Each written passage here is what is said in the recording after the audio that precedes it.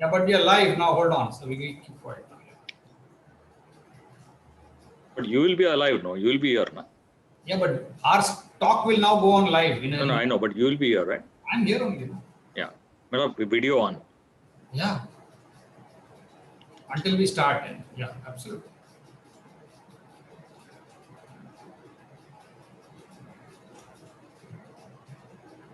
Yeah, it shows we are live.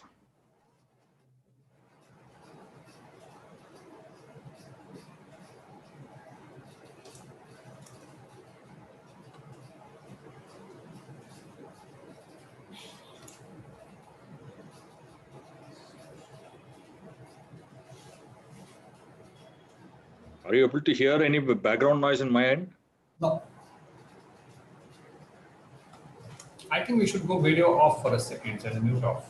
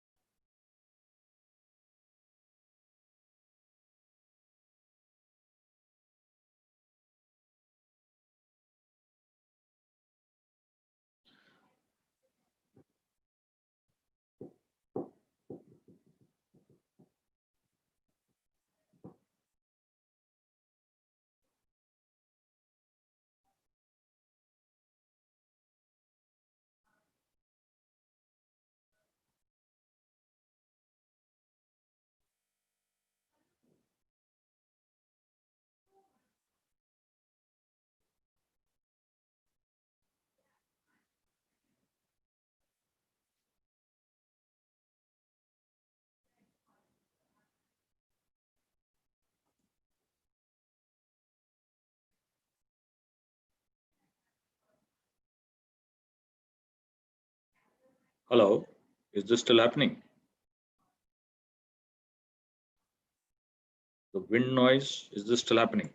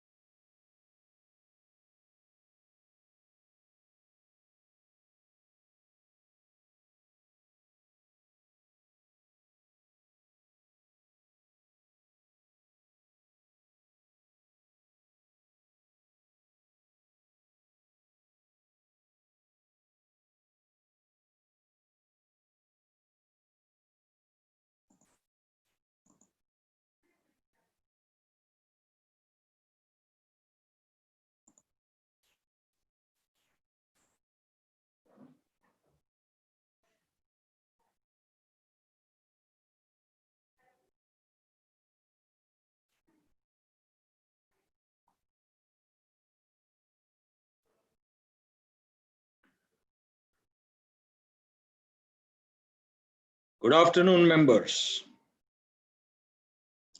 It's a real pleasure to welcome all the participants to the second TAB Annual Member Conference. We were debating whether we should postpone this conference in the light of the current situation. However, we decided to hold the conference as per our schedule to support TAB's belief in accountability and collective ownership. So here we are, albeit in a virtual environment. To begin with, I would like to share one very fantastic news that just before this conference, our TAB India community has become 56 members strong. I would like to thank all our TAB business partners from Pondicherry, from Chennai, from Rajkot, Surat, and Mumbai who have made this possible.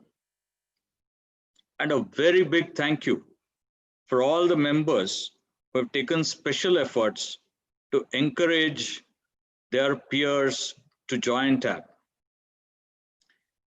We are really happy that this growth was achieved in a period of immense challenges.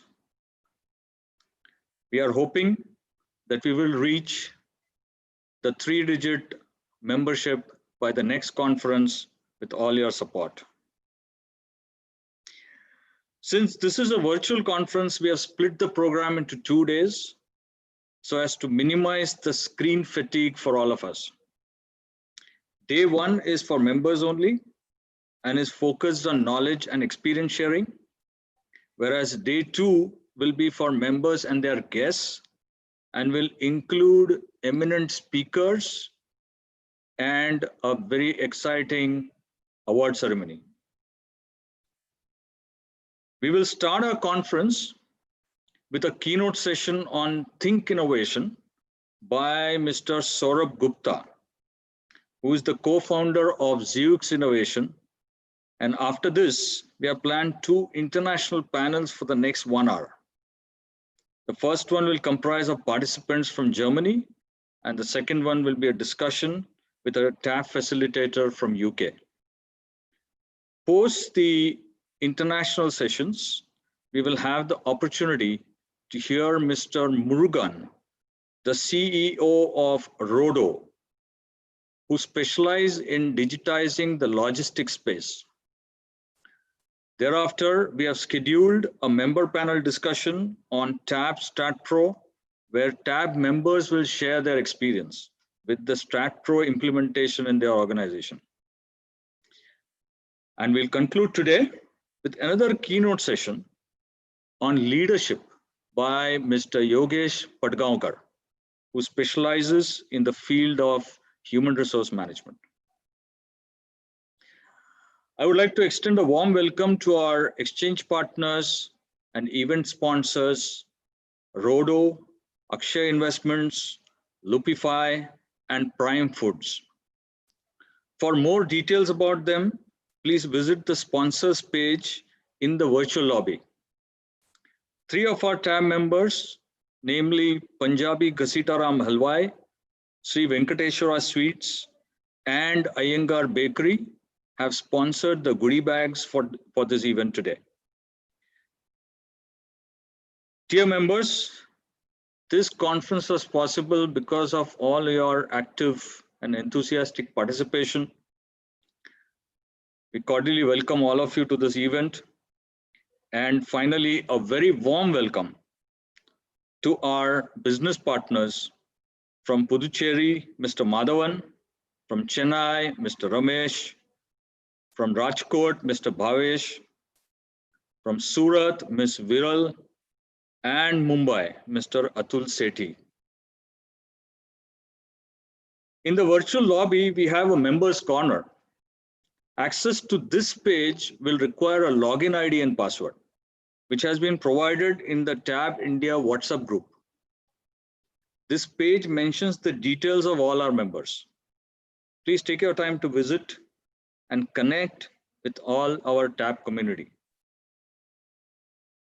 We have a very busy schedule for the next 3 hours. While we have circulated today's agenda to all the members, guests can also find the detailed agenda in the virtual lobby. There are lots of interesting ideas, talks coming up, and hope all of you enjoy the evening. A few admin points we should note.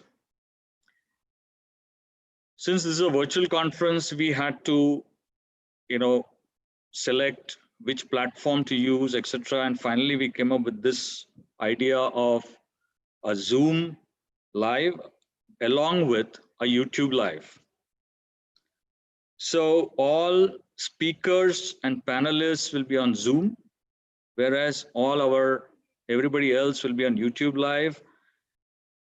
And this will make the Zoom sessions easily manageable. But if any of you watching the YouTube live have any questions, please type it in the chat window in YouTube. Our coordinators are monitoring the chat box, and your questions will be transmitted to the speakers.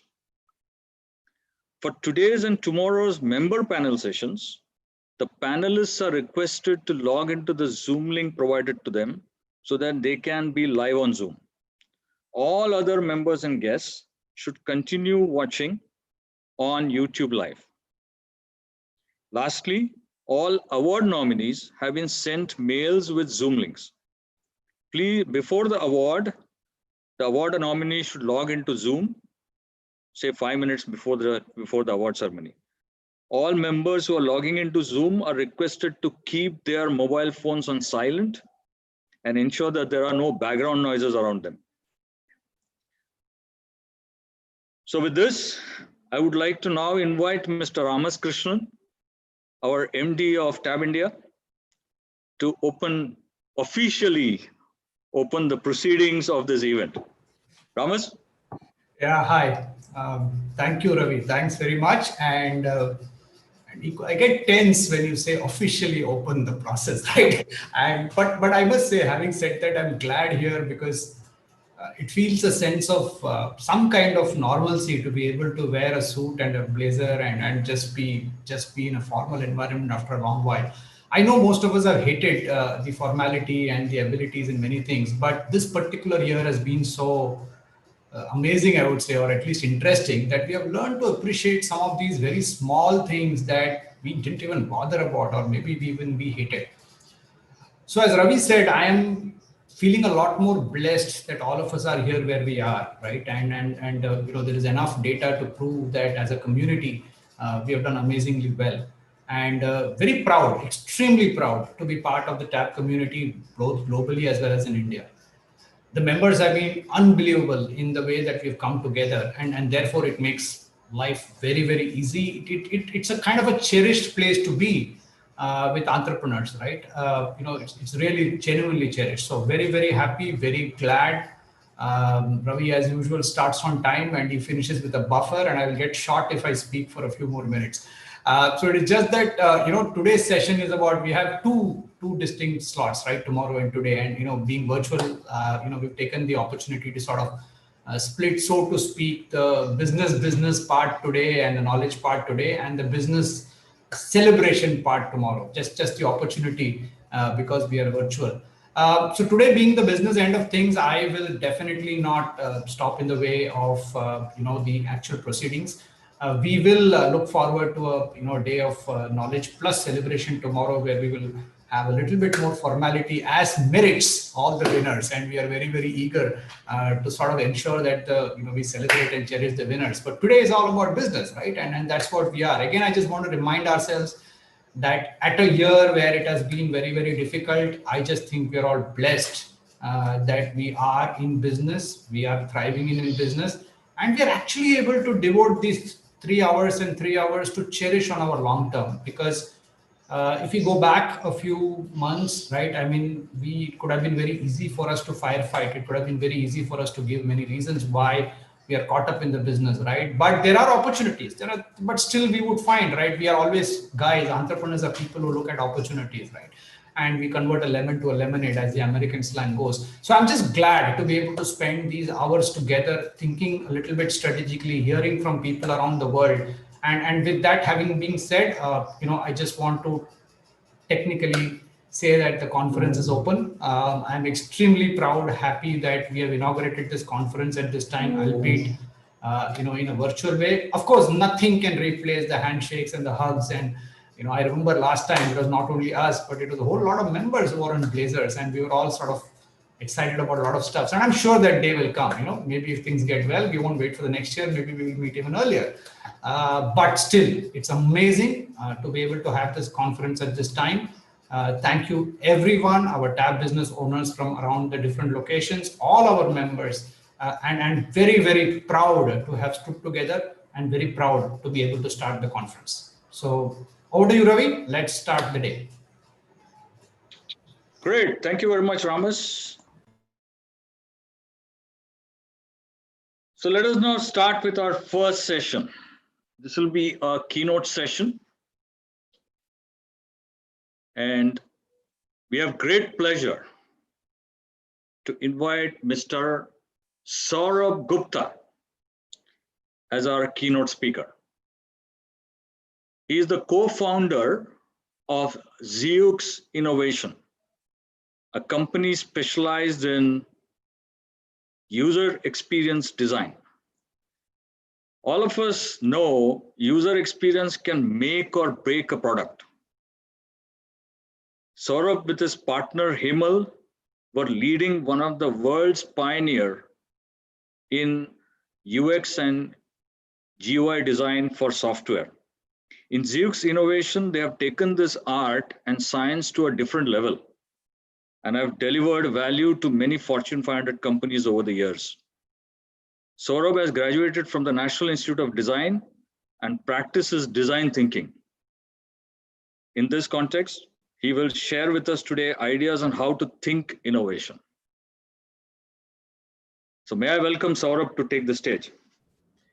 Thanks so much, Ravi, and thanks so much, Ramas. I will share my screen. Thanks, Saurabh. Special thanks because of the relationship we share and the fact that we are friends and business acquaintances and go a long way. So very pleased to have you start the session, right? Feel blessed. Thank you, Chief. Over to you. Thank you, Ramas. It's a pleasure to be here. Let me just share my screen.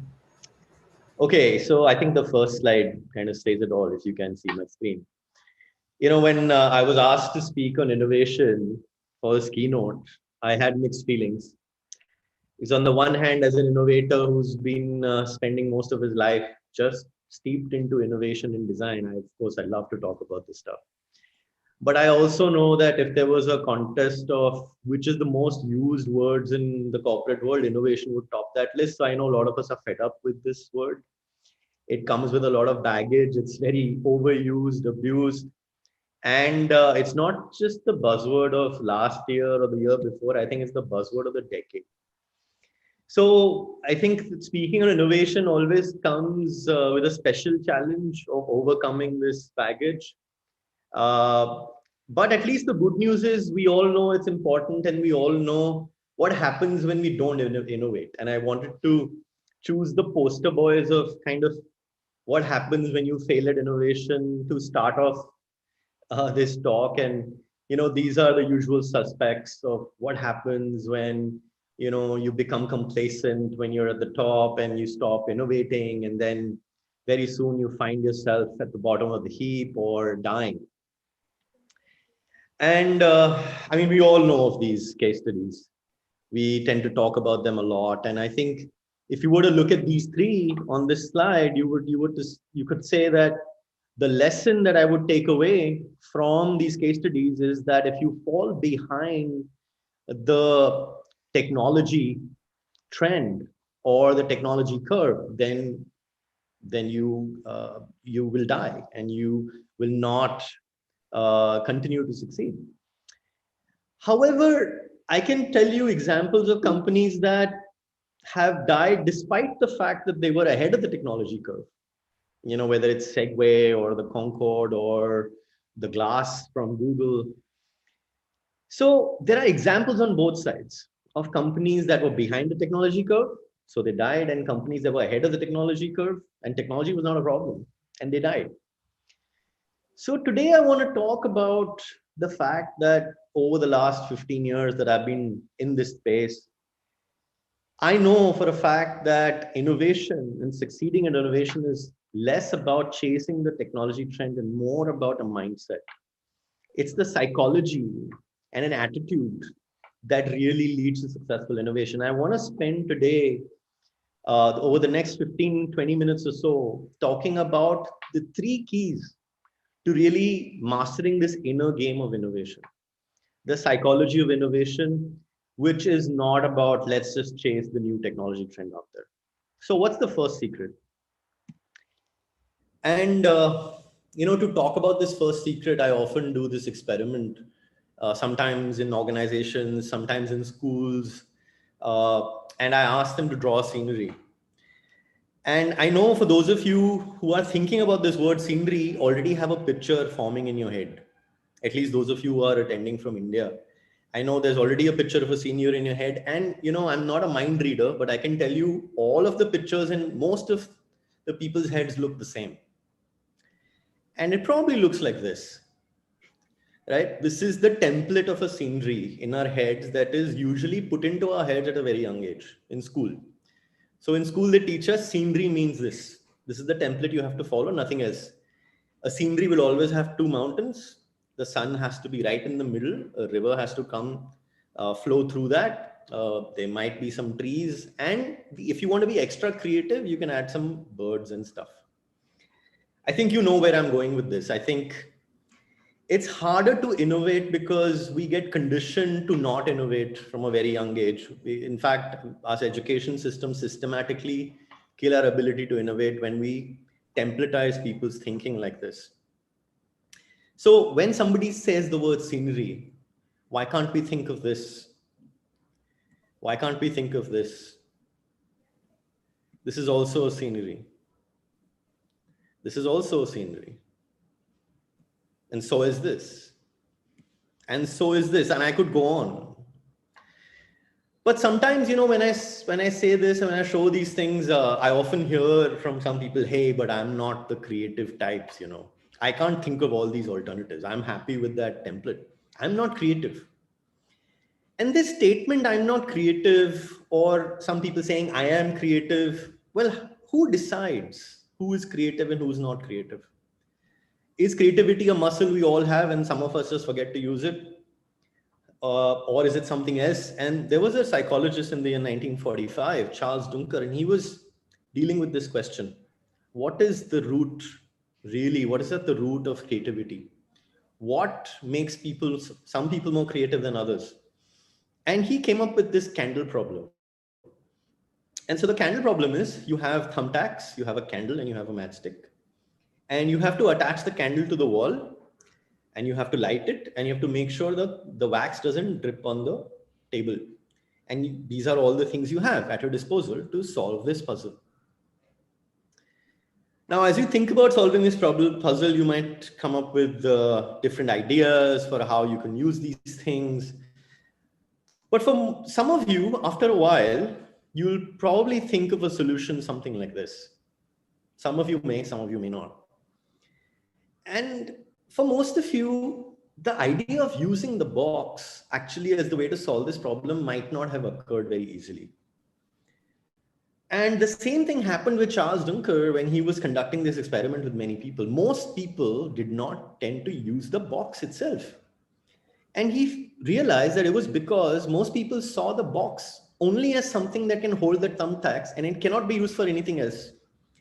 And he coined this term or this effect as functional fixedness. He felt that people who had low functional fixedness, that is, they could see something and think beyond using it as outside of its original function, tend to be more creative. So if you think of the box as not just something that holds the thumbtacks, but for anything else, then you can be more creative and more innovative with your solutions. And so if I had presented the problem to you rather than as A, but as B on the right-hand side, it would have been much easier for you to use the box, because now the thumbtacks are outside the box and the box is seen as an independent object that can also be used to solve the problem. And this really lies at the root of all innovation.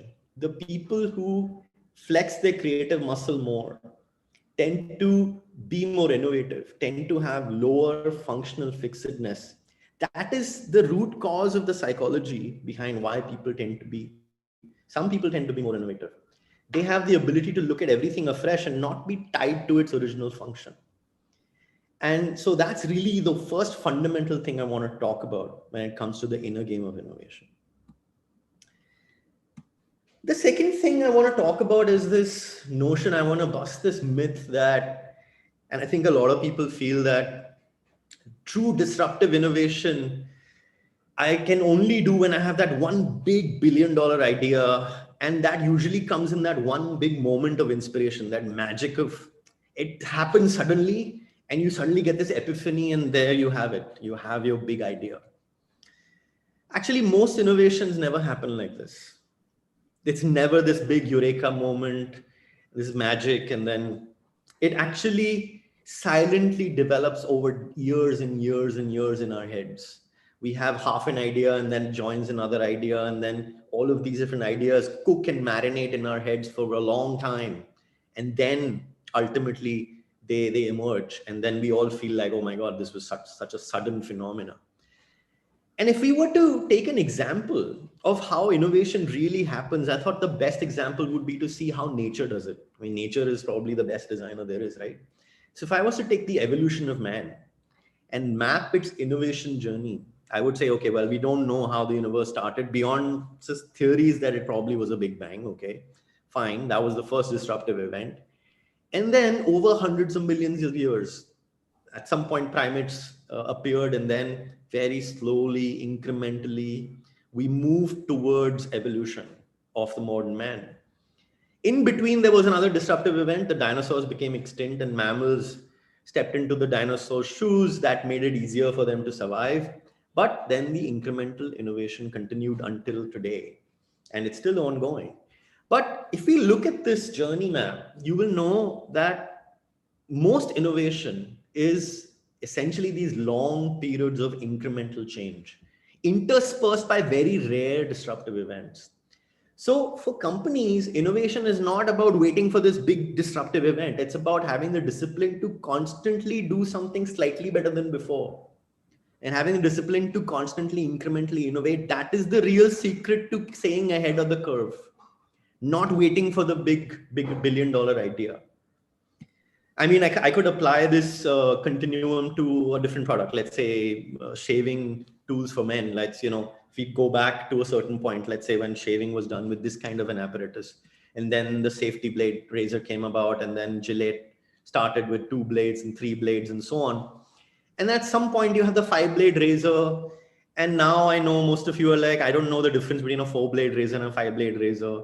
If they come up with a 6-blade razor, I don't know if I'll even buy it. What's really the difference? And when you stop seeing the difference of incremental improvement and the market doesn't care, that's when you know that market is ripe for a disruptive event, that you know that disruptive event is around the corner. So if somebody was to disrupt the shaving technology today, they would say, maybe I'll come up with a pill. You eat it at night, and in the morning, your beard is gone. And then from that point onwards, then you would incrementally evolve the pill. And that's kind of how innovation happens, right? So incremental innovation is actually the real secret. It usually gets celebrated much less, but that's really the discipline that takes organizations far, far ahead. So how do you incrementally innovate? What's the framework for it? There is a technique.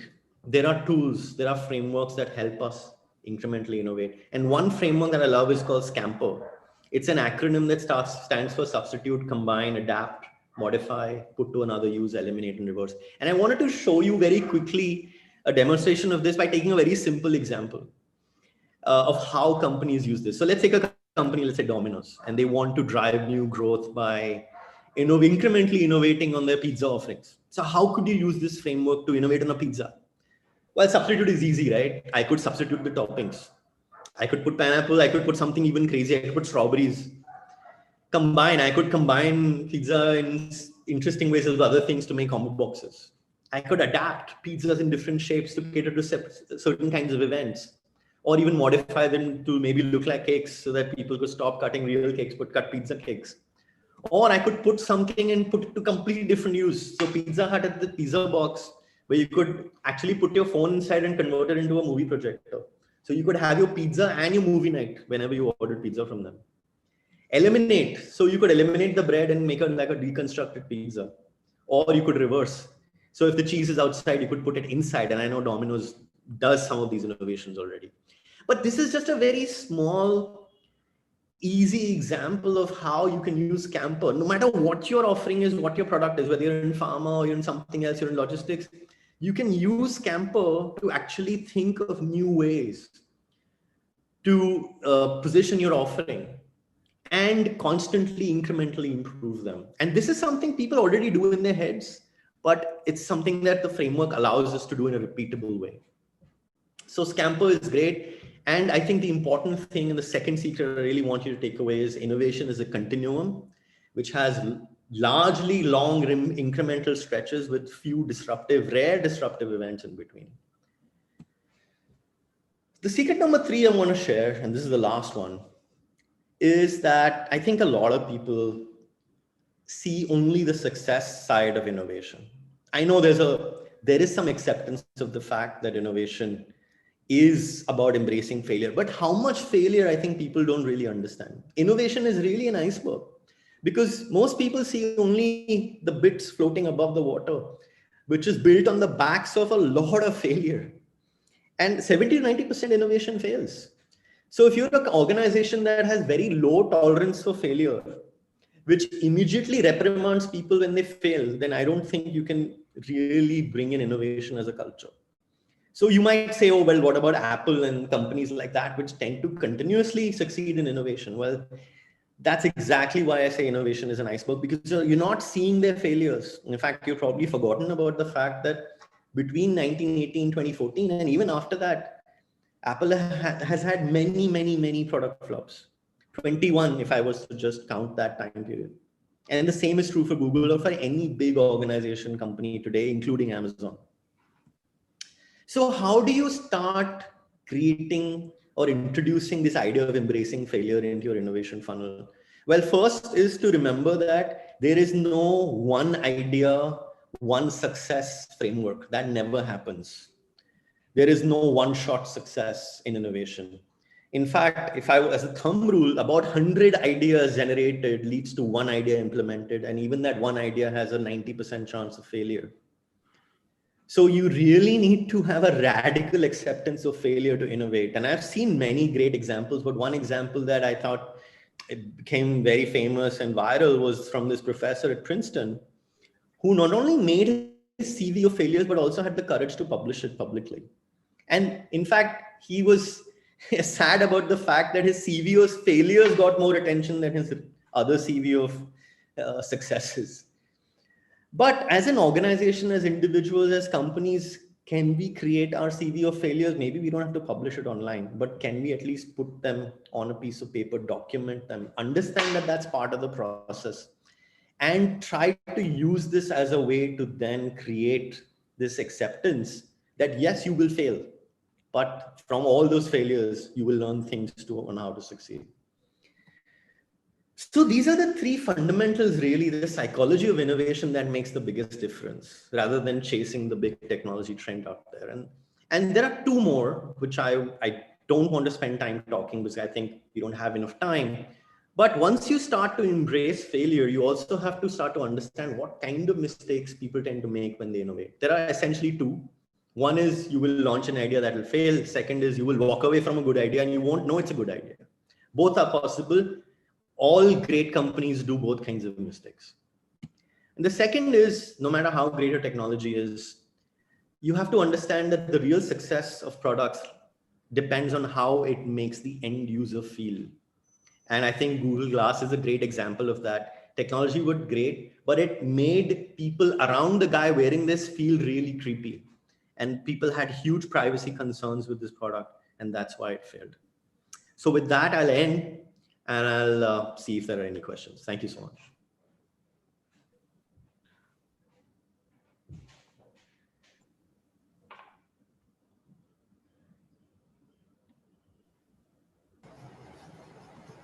Thank you, Saurabh. Thanks, Ravi. I think that was a amazingly put together package. Yeah. Thank I you, mean, Ravi. it really opened my eyes a lot. I never knew that innovation can be a science, so much of a science. Huh? There are a few questions which has been asked, if I might put it across to you. What we are doing today is that we are actually putting people are putting their questions on the YouTube live. Sure. So, and I'll be telling you these questions. So first question seems to be, what does innovation mean for a B2B enterprise? So from a innovation standpoint, right, the core definition of it is finding novel solutions to maybe known problems. So unknown solutions to known problems, or unknown solutions to unknown problems. Now, whether it's B2B or B2C, I think the fundamentals of innovation remain the same. The mindset remains the same. The mindset around the fact that you have to stay detached, you have to have low functional fixedness, you cannot just wait for that big billion-dollar idea, and you have to embrace failure. Those things remain the same. But I guess it really depends on what kind of domain you are in and how collapsed your innovation life cycles are. I know that in a lot of the B2C domains where there's hyper competitive kind of environment, the innovation life cycles have collapsed so much that people are in this constant state of innovation. Some B2B domains may not have to move at that pace. Right. So maybe there's that level of difference, but the fundamentals remain the same. And what's your take on service innovation? Because is it also similar, like a product? So I think, in the recent years, the technology domain seems to think that they have a copyright on the word innovation. I think innovation is not just about digital, right? In fact, more innovation happens outside of it, which it doesn't get celebrated enough. So I'm not saying innovation is about digital. In fact, true innovation looks at the problem in an ecosystemic way. It cannot just look at the digital aspect of how it touches the user as a silo. Every great innovation has an ecosystemic point of view, which includes the offline aspects, the service aspects, the product aspects, and the entire package on how the whole journey happens. So it's not just about digital. It's not just about the product. The service aspects of it also have all the same rules. Okay, this is one thing which, especially from an SME perspective. Yes. Our SME owners, they are so busy with their firefighting all the time. Yeah. And innovation and long-term always takes a long backseat, right? Yeah. That's the conflict we are always in. How can we address that one? So Ravi, one of the things I've seen in organizations is, sometimes organizations tend to create this innovation team. And the first, I think, problem with that is then I think, offload the innovation responsibility to a few people. You say only you guys are responsible for innovation, everybody else is not. Well, innovation is everyone's responsibility. It cannot just come from a little silo of a team. Number two, you can't think that innovation is, you just sit and think, let's be innovative from today and suddenly you will start being innovative. No, I think innovation requires culture change. Innovation requires framework. Innovation requires training.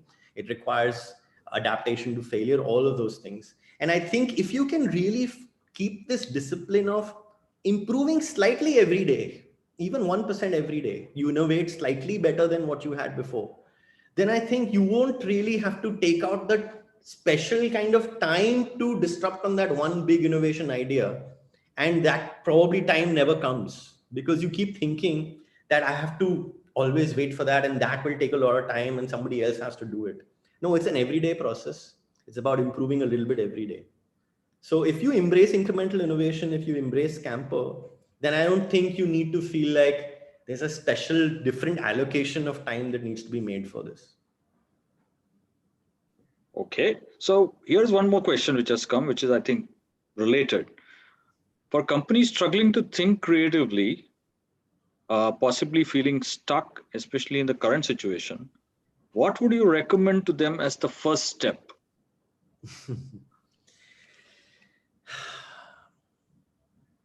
So one of the techniques that I often ask people to do is something called ecosystem mapping, right? So I often will ask people, okay, as a practice exercise, take your own personal food ecosystem. Let's take it as an example. And you start drawing out the entire map of how food in your life, how does it move around? What's the relationship behind that? Who are the actors? What are the dependencies? And make a picture of it, make a visual. So what I've often seen happen is when people make a visual image of what space one thing holds in their life, suddenly if that image is really made well, a lot of insights just jump out of that page because an image speaks much louder than words.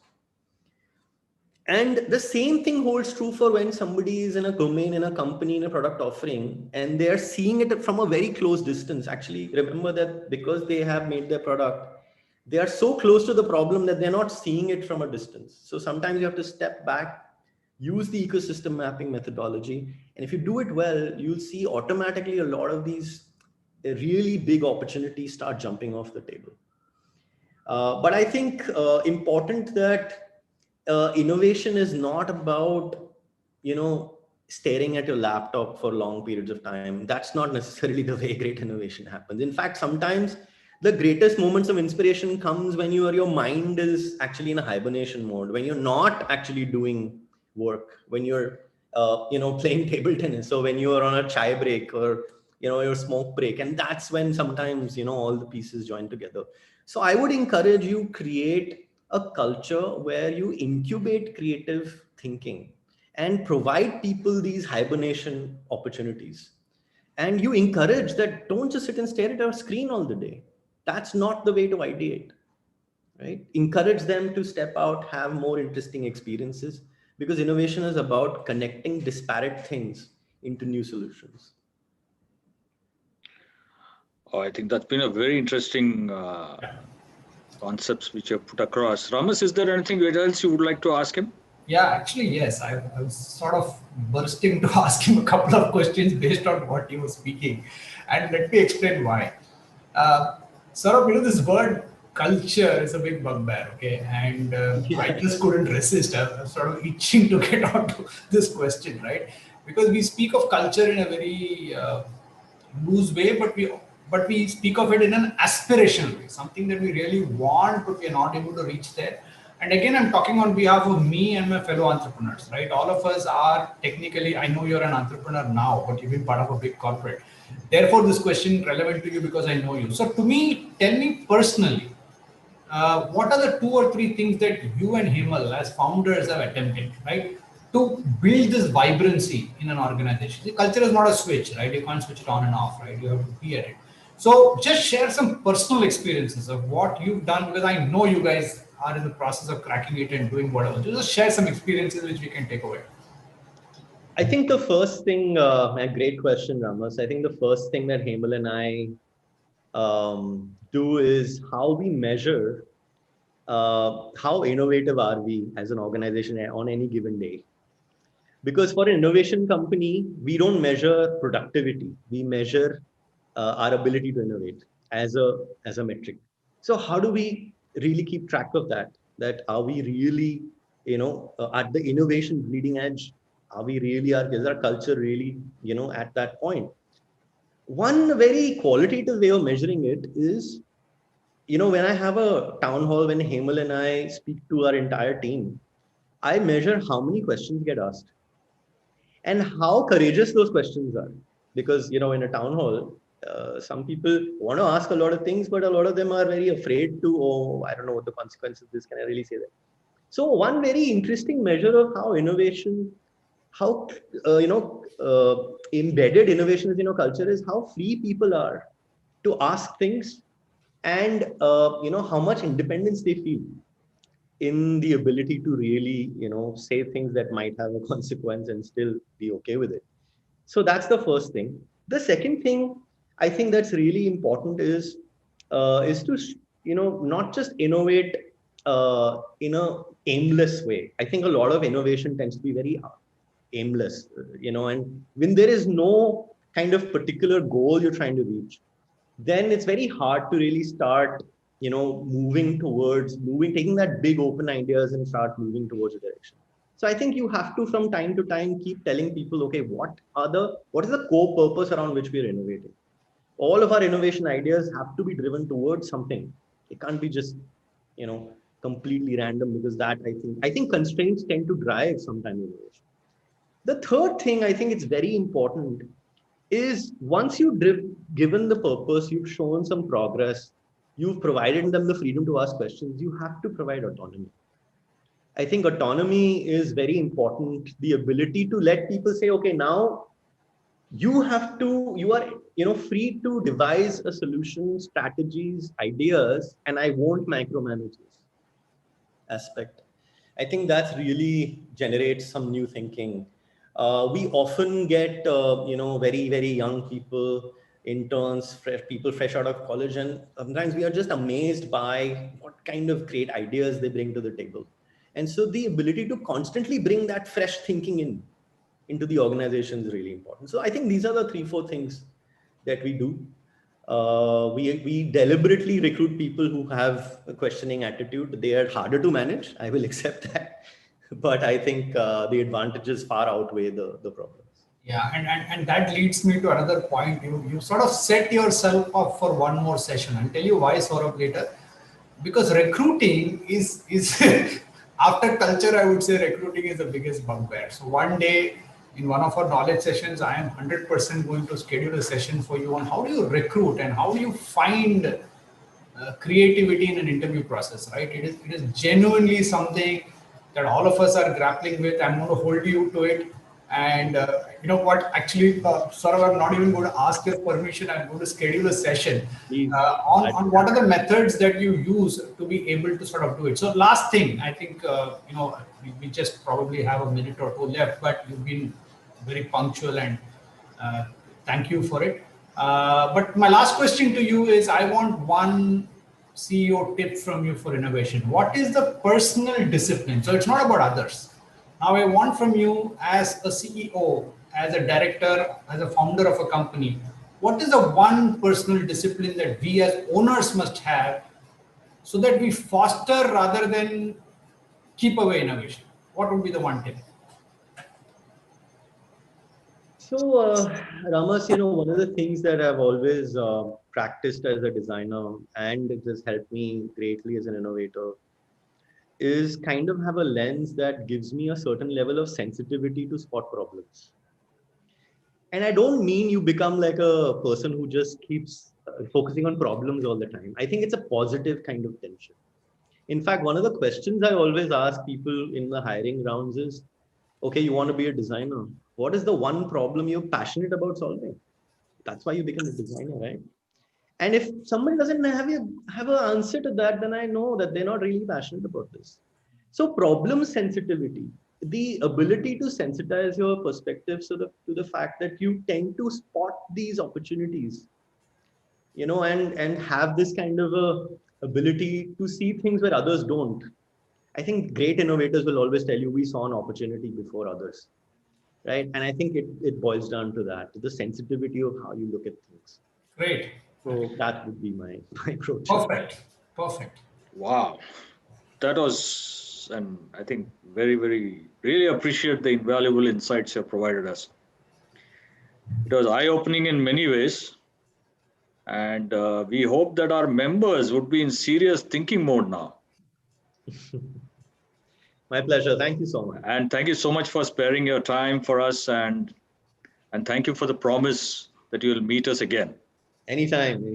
And I think it's a whole new world that you're opening for us. Thank you very much. Pleasure. And we are very proud to carry your logo on the PPT. We'll be announcing it formally tomorrow. That's why. But nonetheless, Loopify, thank you very much for supporting the event as a, really appreciate it and very proud to carry your logo on our PPT. It's our pleasure. Thank you. Thank you. Okay.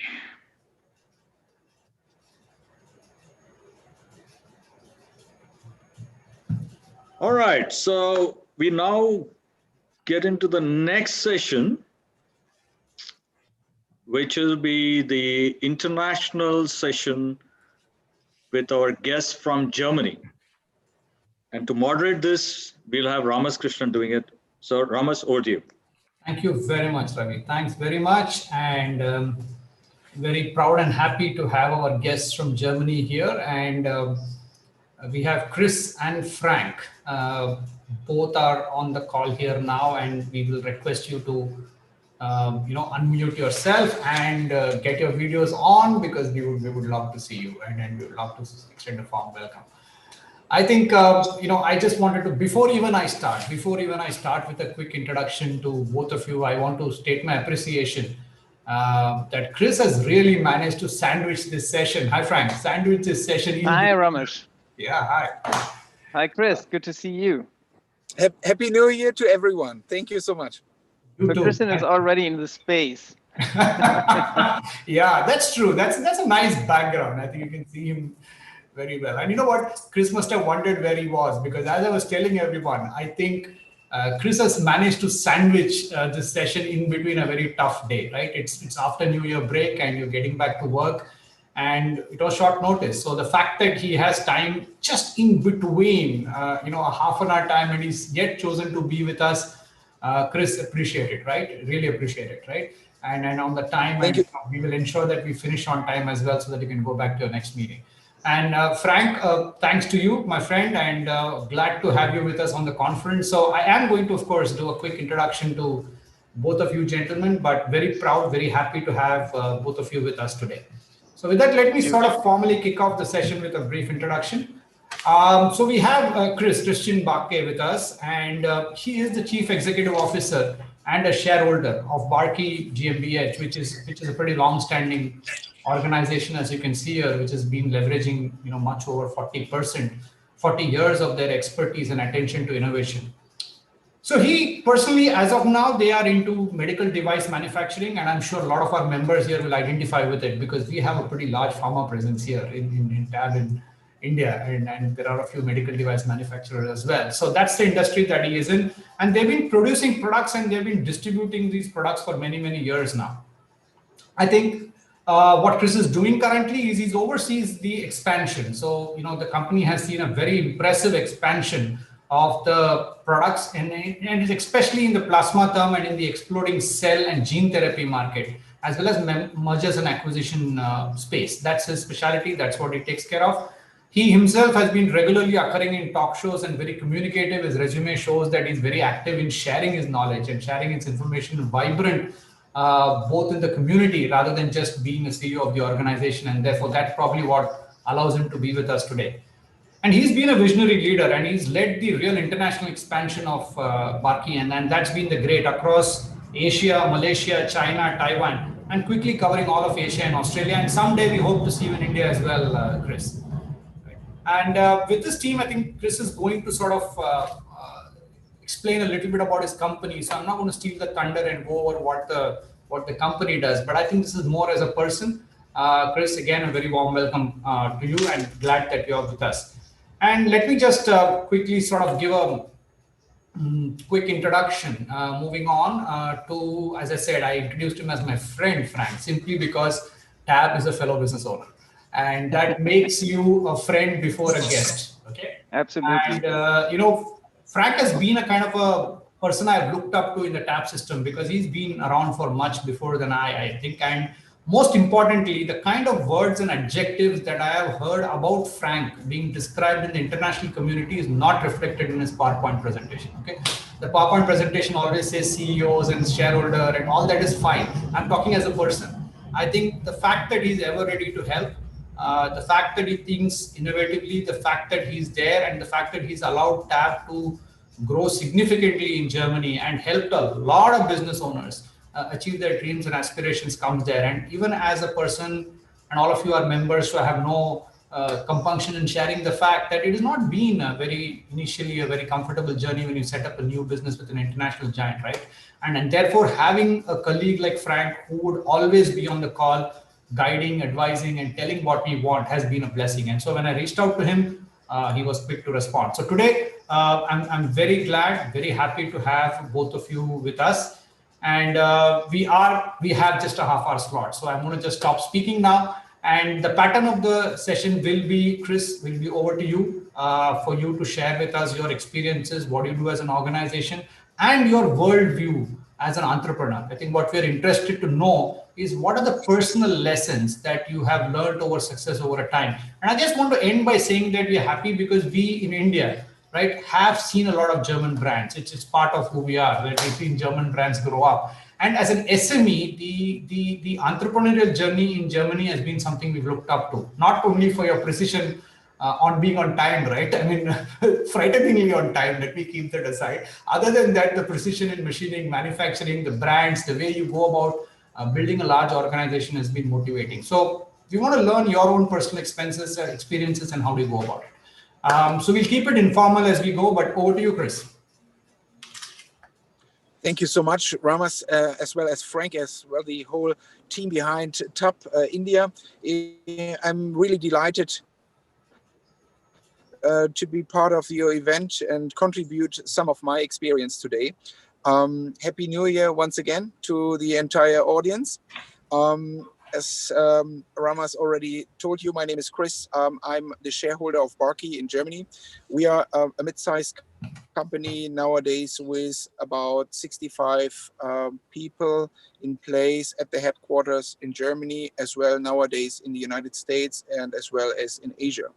The company exists for 40 years. We have been dedicating our knowledge only to what we call nowadays thawing out cells, which means you warm blood, you warm plasma, everything around medical equipment, as well as nowadays pharmaceutical products, as well as the latest products, which is in the media, the vaccines. So wherever we have to thaw any frozen product within this industry, this is where we are, we can say, established a gold standard nowadays.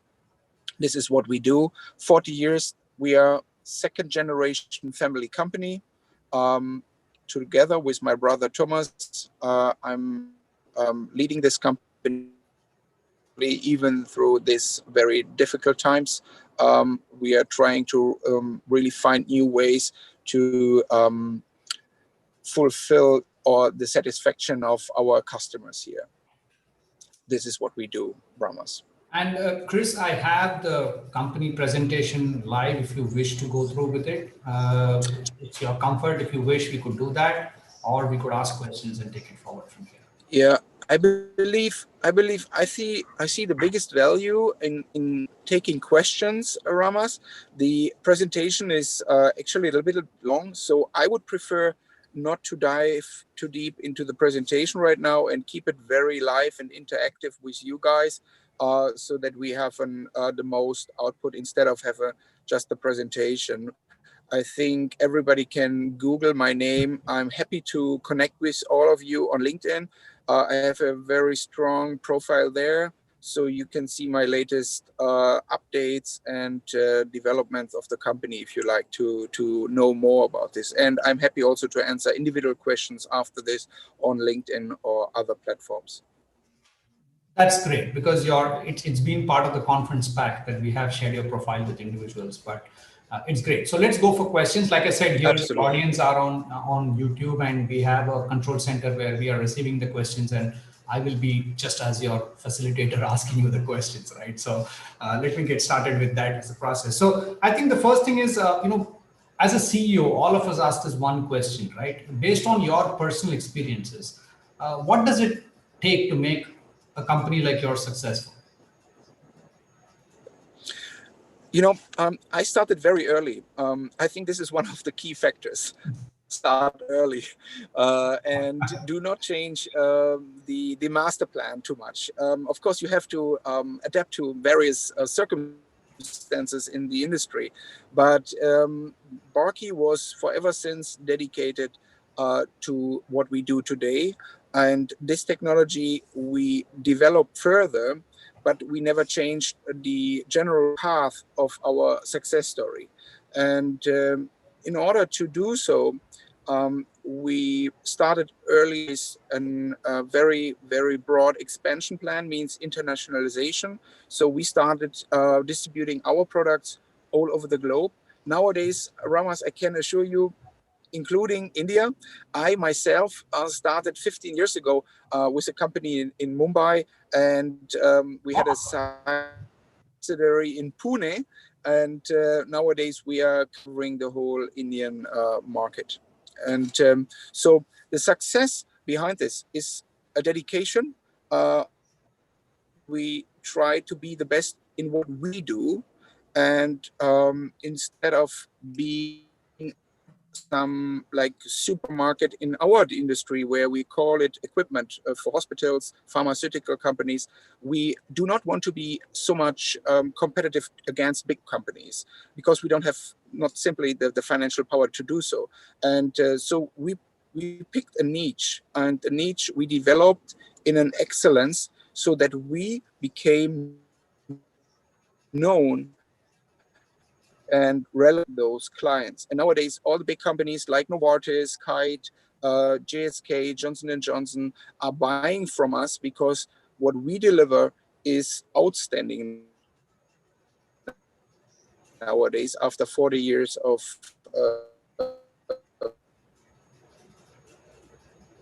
is this answering, Ramas, your question? It does. So, It does.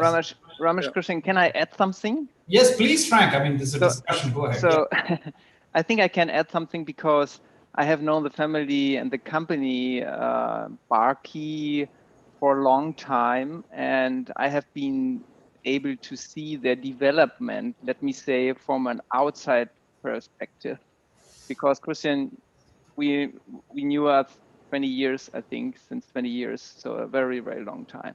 And I think one of the success stories about Barkey is that they are able to, let me say, change something, to see if they have some development steps. If they do something, they have to change the company. So, for example, the father of Christian and Thomas, he is a founder of the company, and is as Christian and Thomas come in the company. So it's changed a lot of things. Christian developed the international market, and I think it was a major step for the success of Barkey.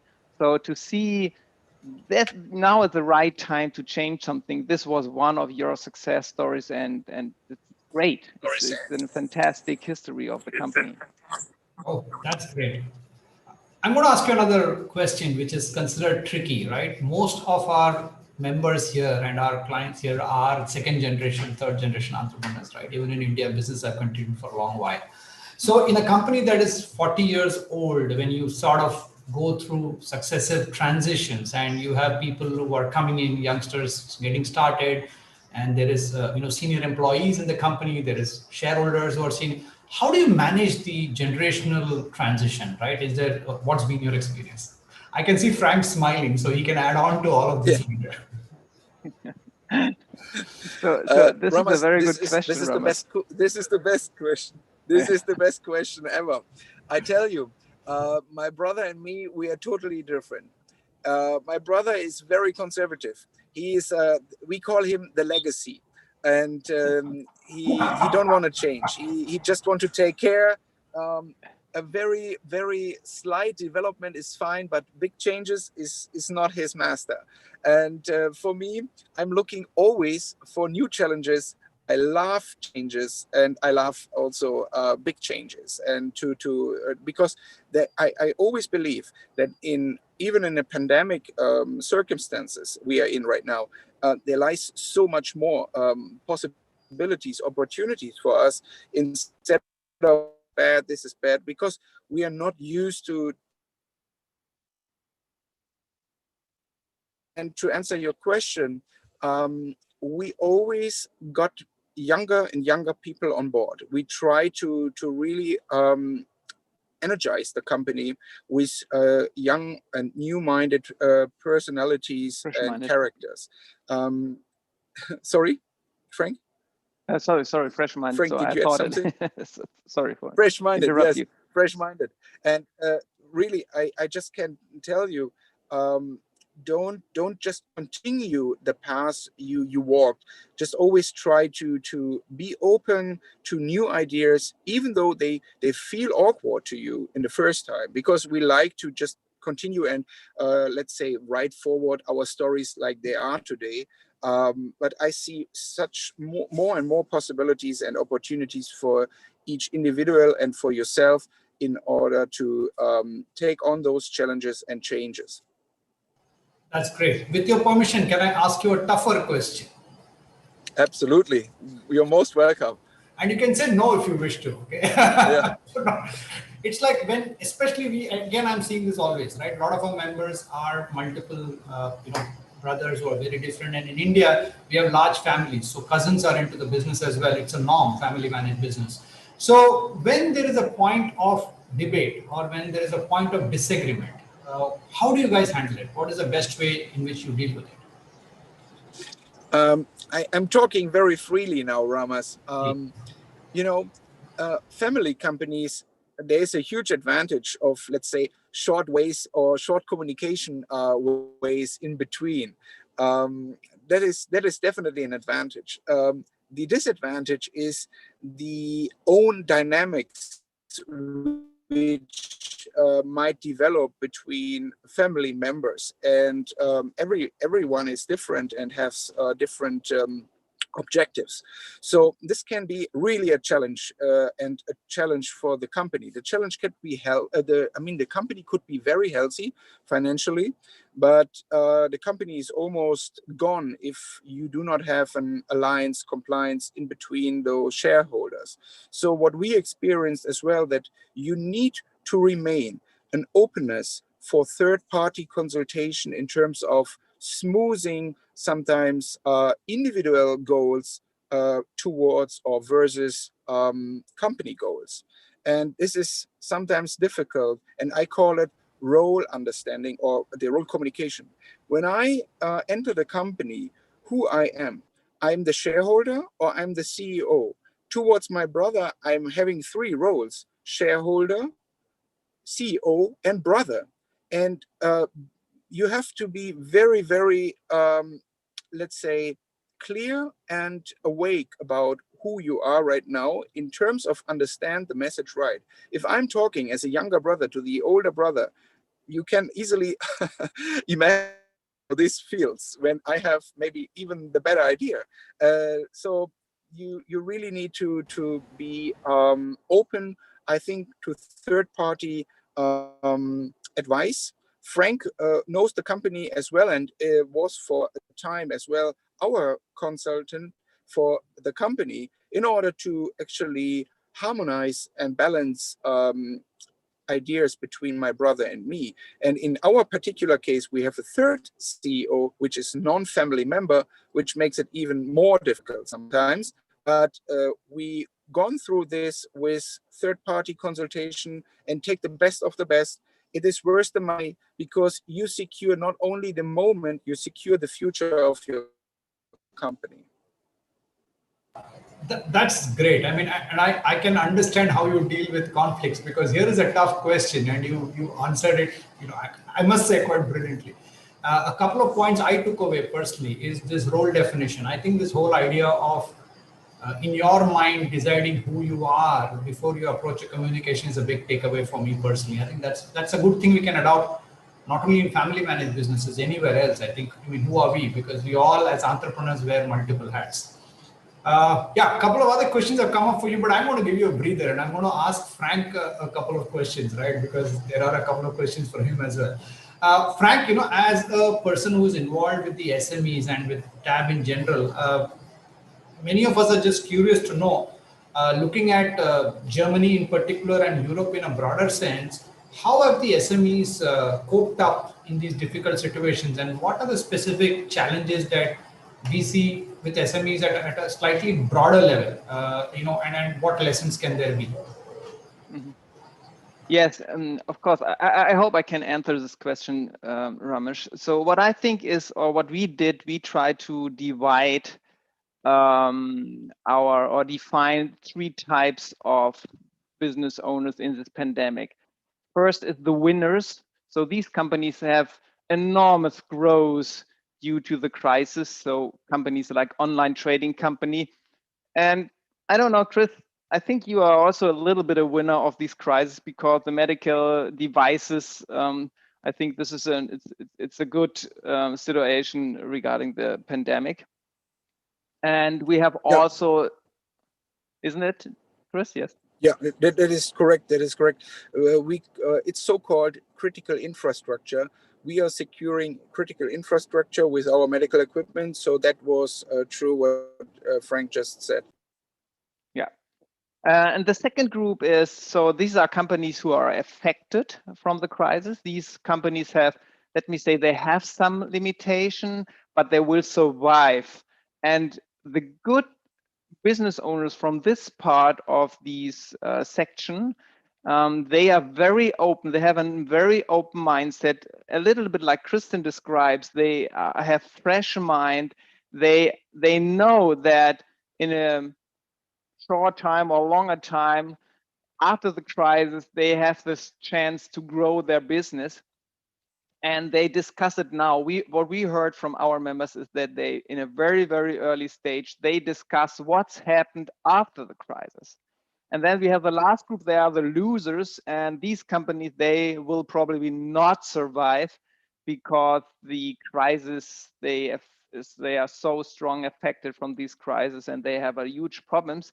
But what I heard from some of my TBOs, business owners who facilitate a lot of boards with members in Germany, some of these guys told me they have company who are the losers of this situation, but they are very, very positive because they can change their business or they can destroy the business and start a new business because they see a lot of opportunities.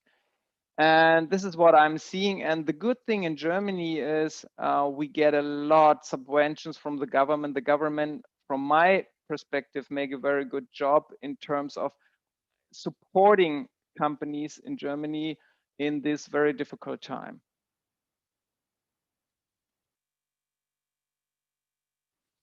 Ramesh, you are mute. You're mute.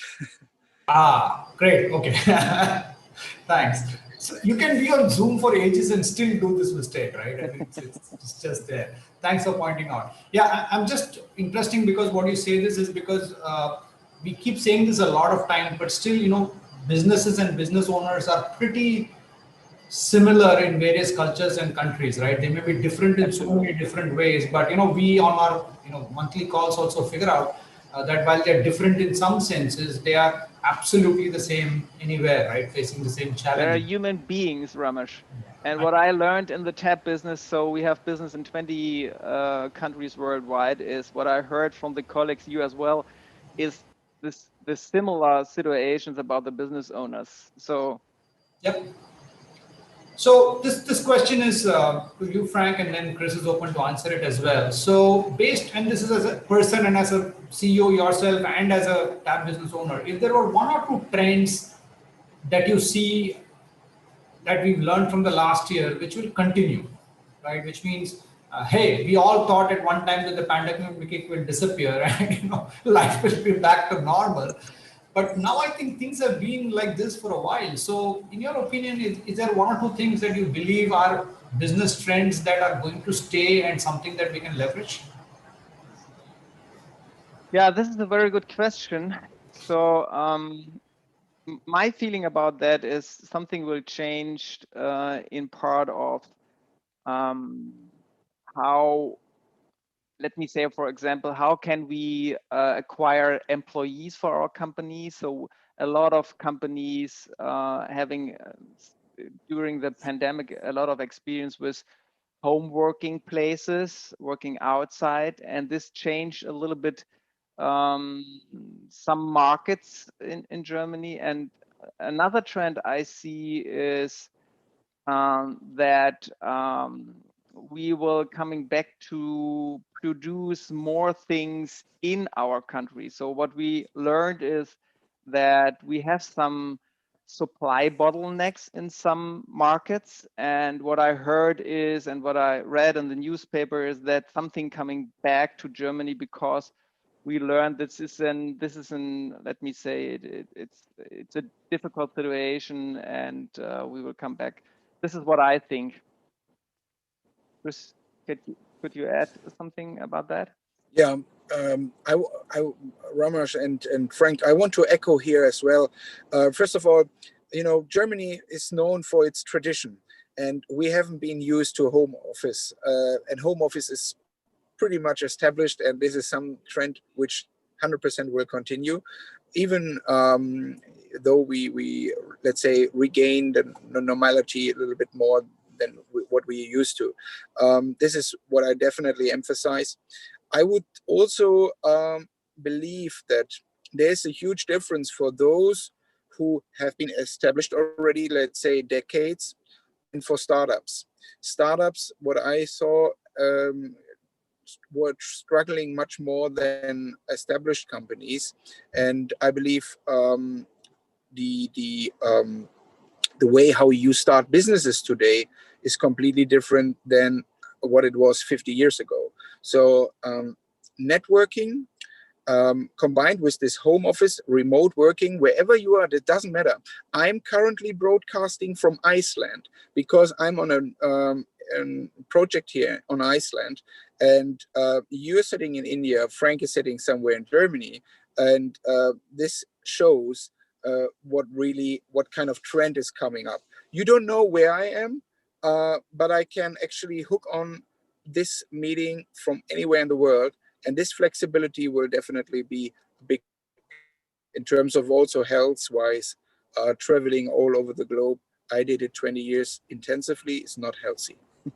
Yeah, absolutely. Thank you. So one more question from the audience for you, Chris, because the one thing I asked you for is about family transition, right? The second question is equally on your resume, is about your ability to take the company global. So the second question to you is, what are the challenges that you face when you're dealing with competition and entry, when you're looking at such diverse cultures in a global environment, right? What's your experience with globalization and dealing with competition? Do you mean the internationalization itself, or do you look at the product? Internationalization, not the product. It is the Yeah. internationalization. As a CEO, the experience of internationalization. Yeah. I did it myself, and we had, let's say, two person to choose from. One was very much loved to stay in Germany, and I was always had the feeling that I need to go somewhere else beside Germany. And if you do so, you need somebody with a super open mentality and characteristics in order to being adoptive to all those different cultures. When we say, hey, Germans are known for this and that, then I traveled for my, let's say, more than 20 years ago, I traveled the first time to Malaysia, and that was so different from where I came from. And this was my very far east first country, that I can say this depends on the success of this story depends a lot on the personality you send out. And it is not necessary to take a local or an Asian to be in Asia successful.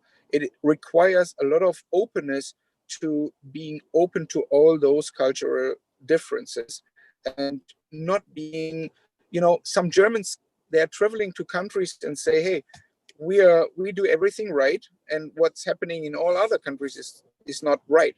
And I think this is something you should be fully aware of, that you say everyone is right. I mean, you see this on religion, politics.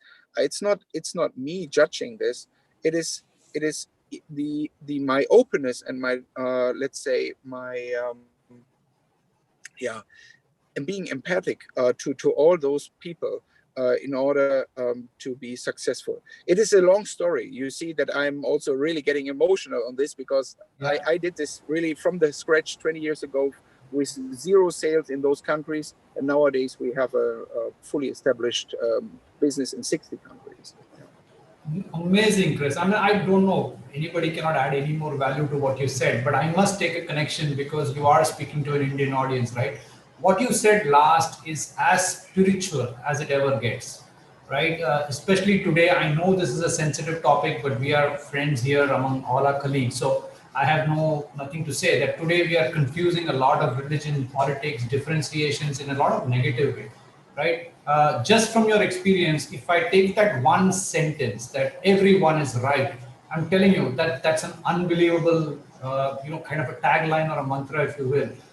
It just can't be better. So it's as spiritual as it gets. And yes, it is emotional because I think today more than ever, I think all are right is important. And to that extent, I think both you and Frank just being on this call, sensitizing us to what it means to look for businesses. And very, very glad to know that you are in India. So I'm going to look forward to catching up with you and any kind of support, absolutely any kind of support that you need in India, Chris, you know whom to reach.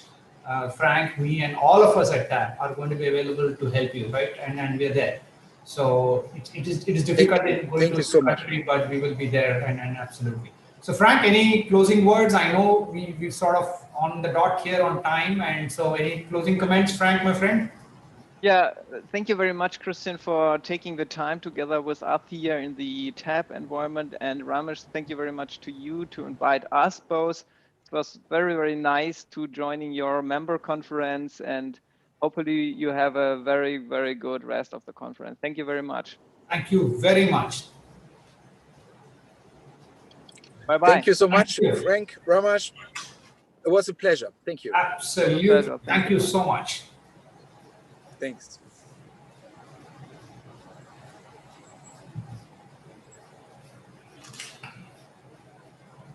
Right.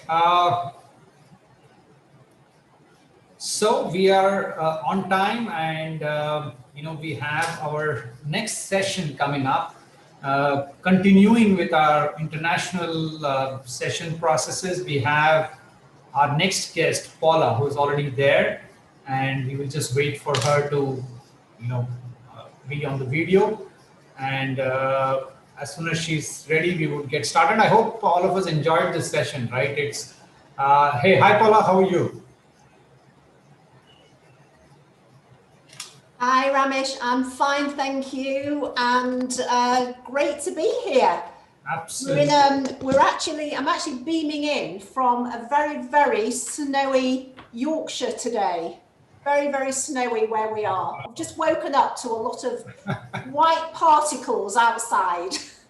Yeah, maybe we could swap some, right? Maybe you could send us some of those particles and we could send you some rays of sunshine from here, right? So maybe. Oh, that would be fantastic. That really would be fantastic. Yeah, Paula, we just finished a session with Frank and Chris from Germany, and I think it's sort of kind of nice and a process to continue to look at the way we are looking at the international businesses. So to begin with, Paula, even before I give an introduction and formally introduce you, I just want to say thank you, a big thank you.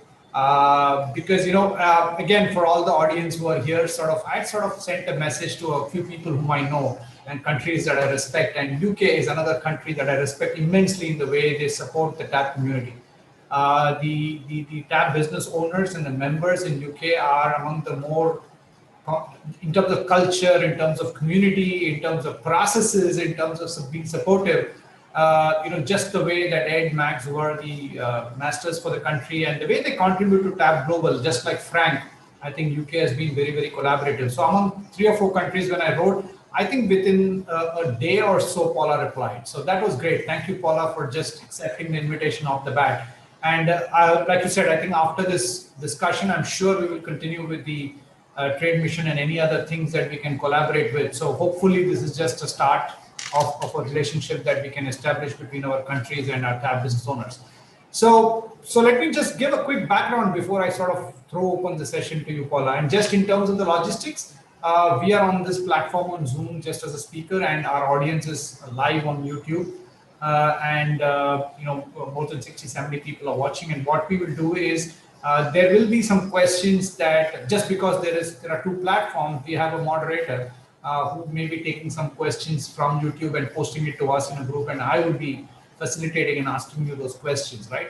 So that's just the modality. Otherwise, so let me begin, with a quick introduction. I think she comes with a lot of experience and background in leadership, right? She's got a lot of economic background in strategy, growing businesses from a cold start, and more importantly, she has a serial entrepreneurship. So we're going to hear from Paula, but about multiple experiences. So to that extent, it's like boxed up into a whole lot of different things. And the important thing is driving and scaling businesses. I would say that it's interesting to us because, as you are well aware, India as a country is growing leaps and bounds, right, in terms of just the economic stature, and we are into a phase of growth. So for all SME owners, and I've been to many countries, right, while there are different challenges for different people in different countries, in India, it's been constantly one of how do I leverage opportunity? How do I scale as an owner-managed business, family-managed business, as a business leader?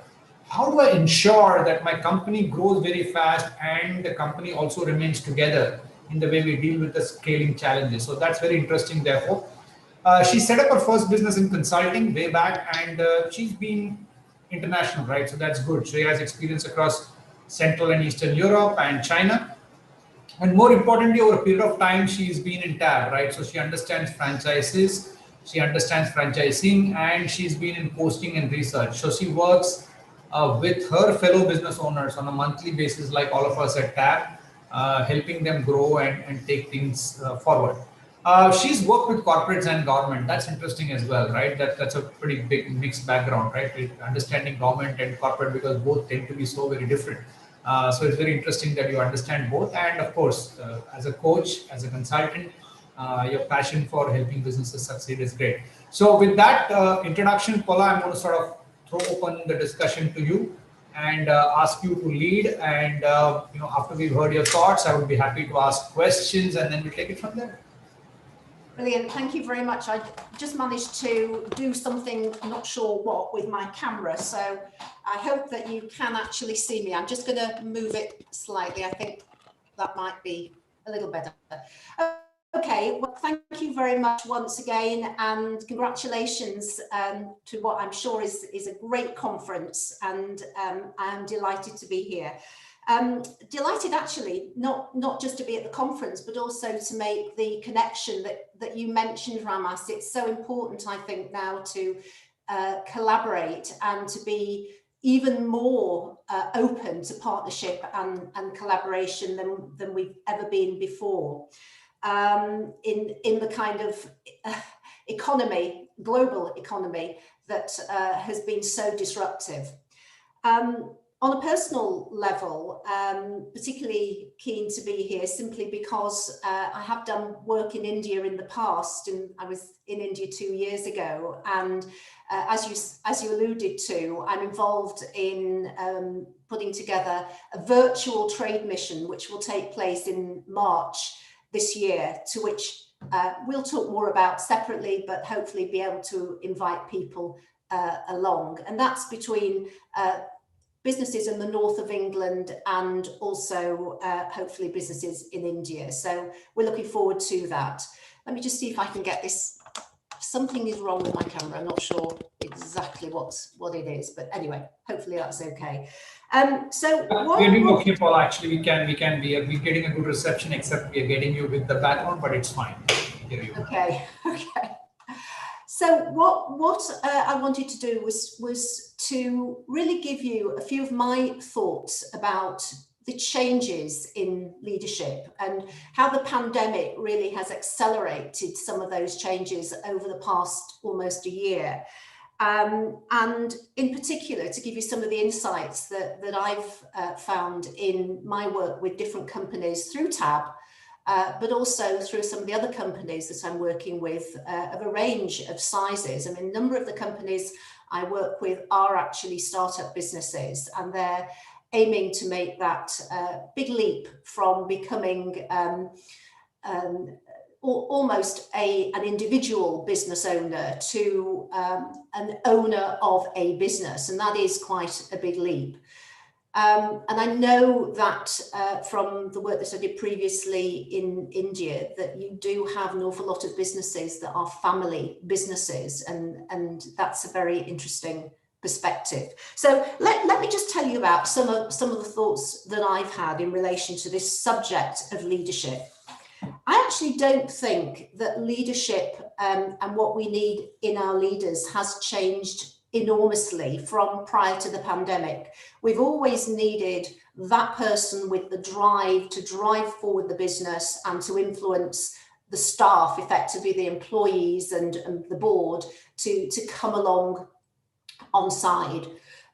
So we've always needed a leader who is driven and can move away from hands-on management, which of course parts of leadership does involve management, but can actually make that differentiation and drive forward what needs to be driven forward and influence. Of course, that has not changed, but it has nuanced since the pandemic. The things I have found really relate to these particular points. One is people and how we manage them, how we lead and how people are managed, and communication, which is absolutely critical, planning, how we plan strategically, and authenticity. Authenticity and being authentic as a leader is of absolute critical importance. From the point of view, I think very much that today there is a great deal more challenge in terms of our leaders than there ever has been in the past. People are much more keen to see leadership as something that they want to challenge and won't necessarily just follow anymore. So I think that's a massive change. And the final point I wanted to make was the new balance of responsibilities that leaders have. So let me just go into each of those a little bit. I'm hoping that, Ramas, this will be a bit of a catalyst for discussion, and we can take some questions and views and experiences from other people as well. Absolutely, absolutely. Brilliant. Okay, so I think the first thing is people. So a lot of leaders, particularly prior to the pandemic, I think saw them, or some of the leaders, I should say, not all leaders, but some of the leaders that I've had contact with have a mindset which is about being a superhero. So I have to know everything and do everything. And a lot of leaders suffer quite a bit of anxiety in relation to that.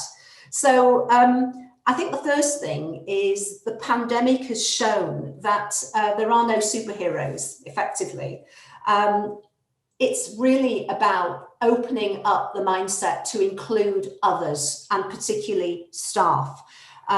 Yes, our leaders have to understand the global picture, the markets, their sector, but actually the newer leadership, the nuanced leadership, is about opening up and listening much more to others, to staff, to customers, and also to community. And I think that's very, very important. So I think a lot of leaders do and are actually revisiting their own mindset and styles because they've had to. And one thing that's very interesting about the pandemic is that it really has, the disruption that has been caused has accelerated change to at least 5 years and possibly 10. I was talking to somebody, a chief executive of an organization just last week. Her view was it was 10 years, particularly in terms of technology. So that is a dramatic change. And I think that really is something that all leaders really need to look at in terms of what that means for their organization and how they as leaders conduct their leadership role. In terms of people, going back to that point about leaders scarily sometimes seeing themselves as having to be superheroes, I think the point is that we all realize now that nobody can do that one thing alone. We just can't. So relationships with staff have had to change. And at the focus, at the very core of that change, I think it's very much around safety. It's very much around well-being, and it's also about confidence. Now, prior to the pandemic, well-being in the workplace was sometimes a rather nice, fluffy add-on. It was something that somebody in the HR department, if you had one, might actually be taking care of.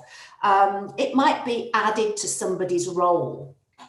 But now that whole idea of well-being is really very much at the core of all companies, and will continue, I think, to be so. And that recognition is crucial.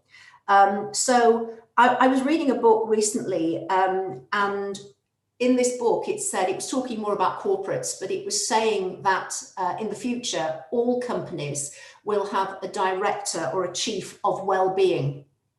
And I thought that was very, very interesting. And what does that actually mean? It means, it really means not just having knowledge of the team and the skills makeup within the team, but it's actually understanding, are they coping? It's asking them constantly, how are they coping? It's understanding much more about their families and their personal situations than we've ever had to before.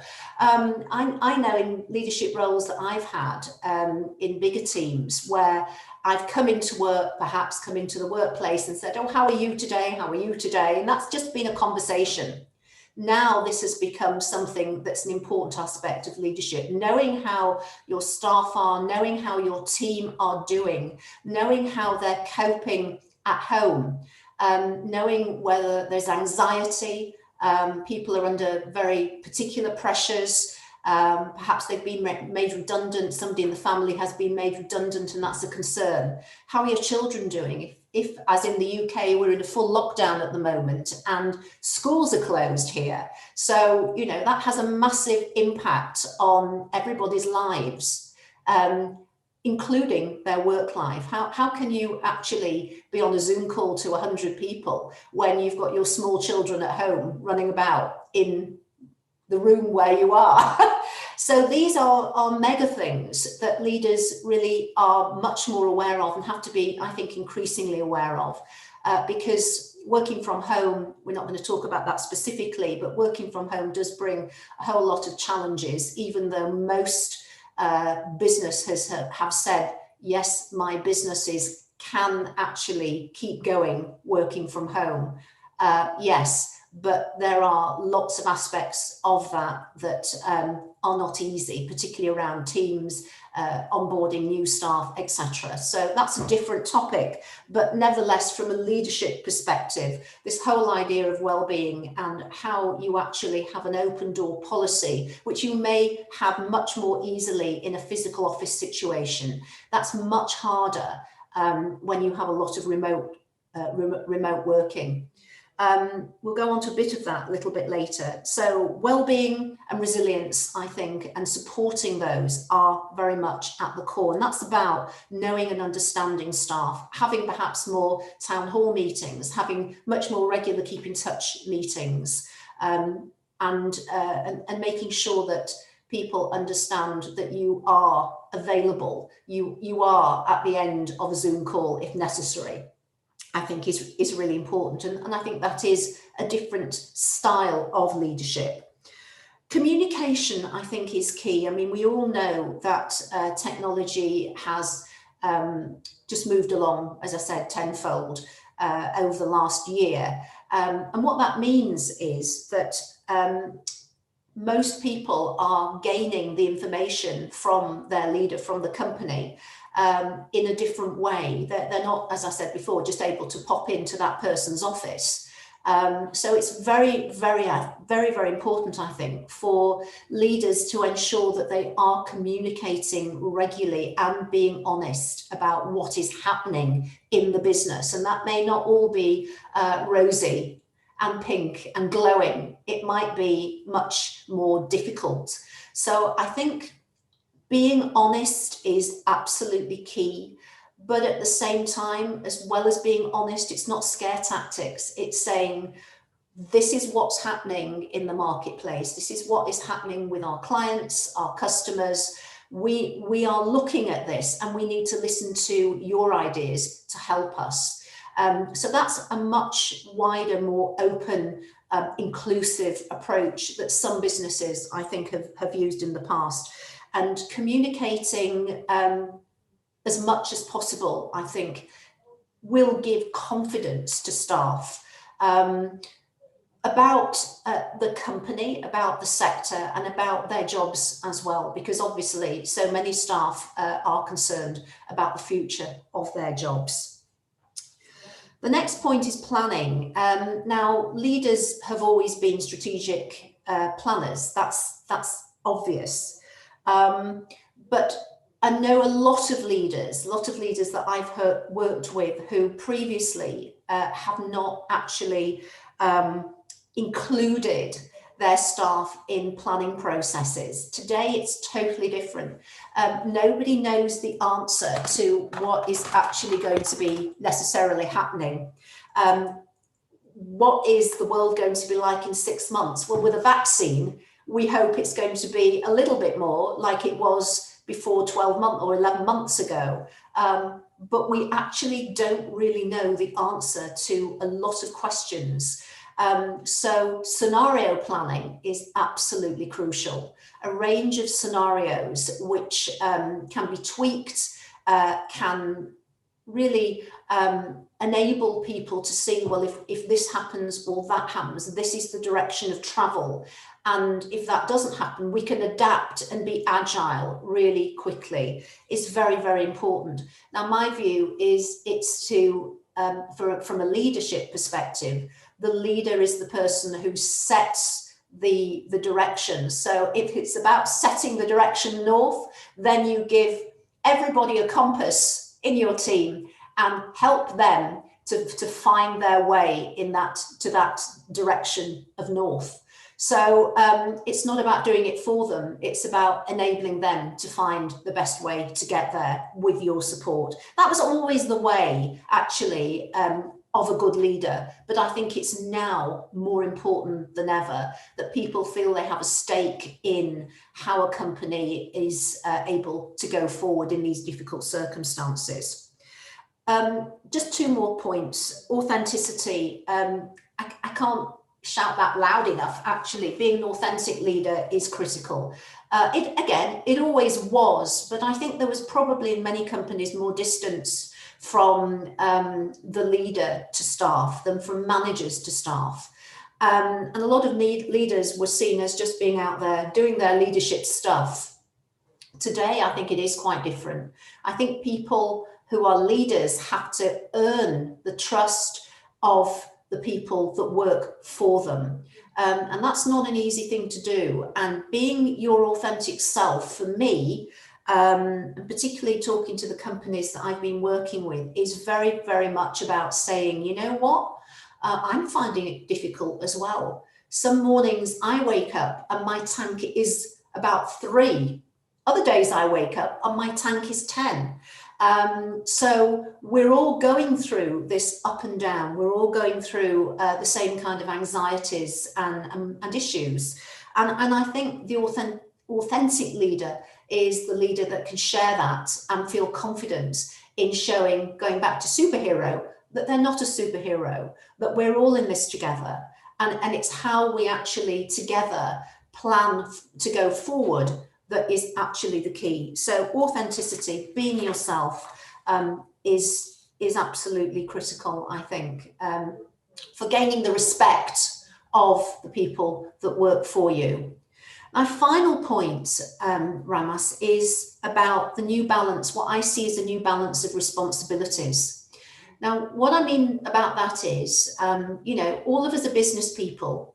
We get up in the morning or have got up in the morning to come to work and make a profit.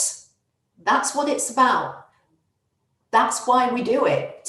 We do it for other reasons as well, personal enrichment and satisfaction, yes, of course. But if we didn't make a profit, if we didn't bother with that, then most of us would think, well, why are we doing it? We may as well just go and get a job and work for somebody else.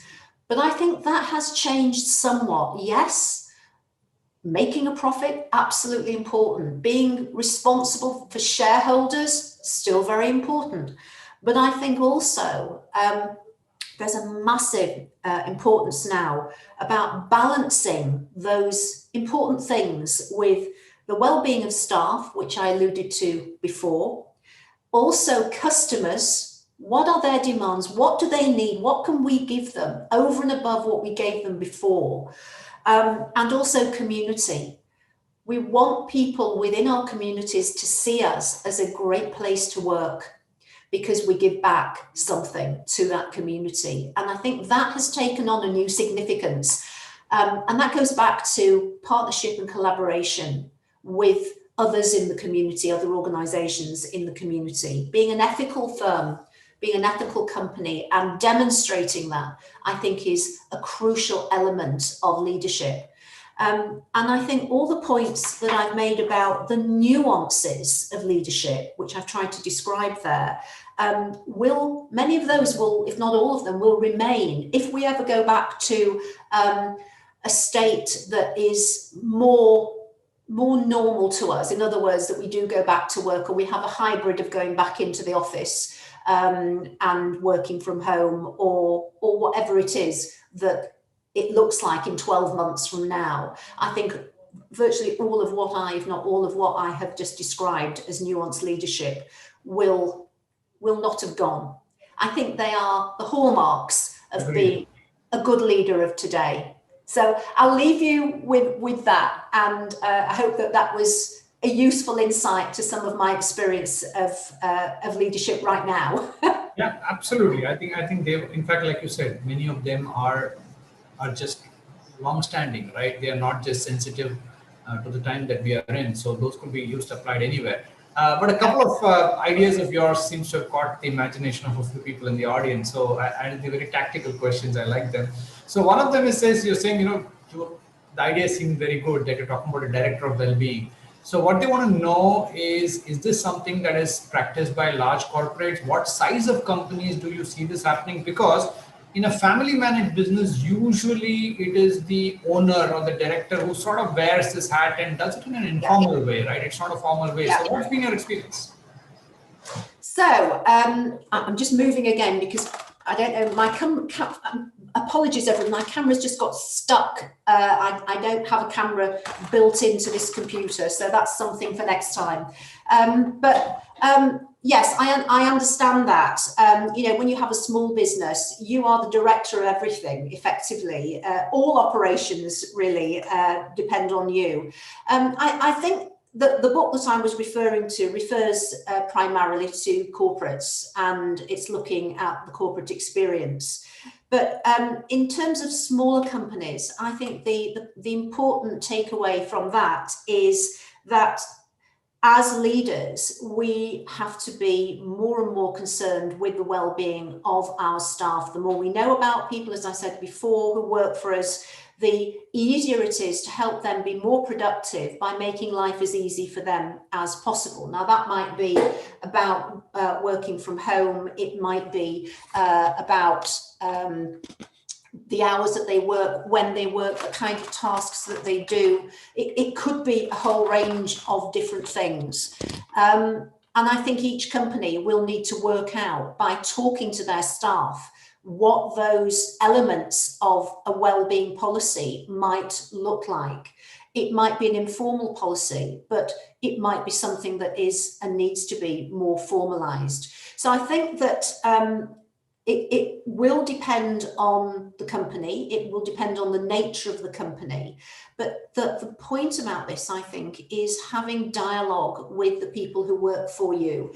And we've seen in the last few months that because of the acceleration of change thrust upon us due to the pandemic, that daily and weekly tasks might actually look different.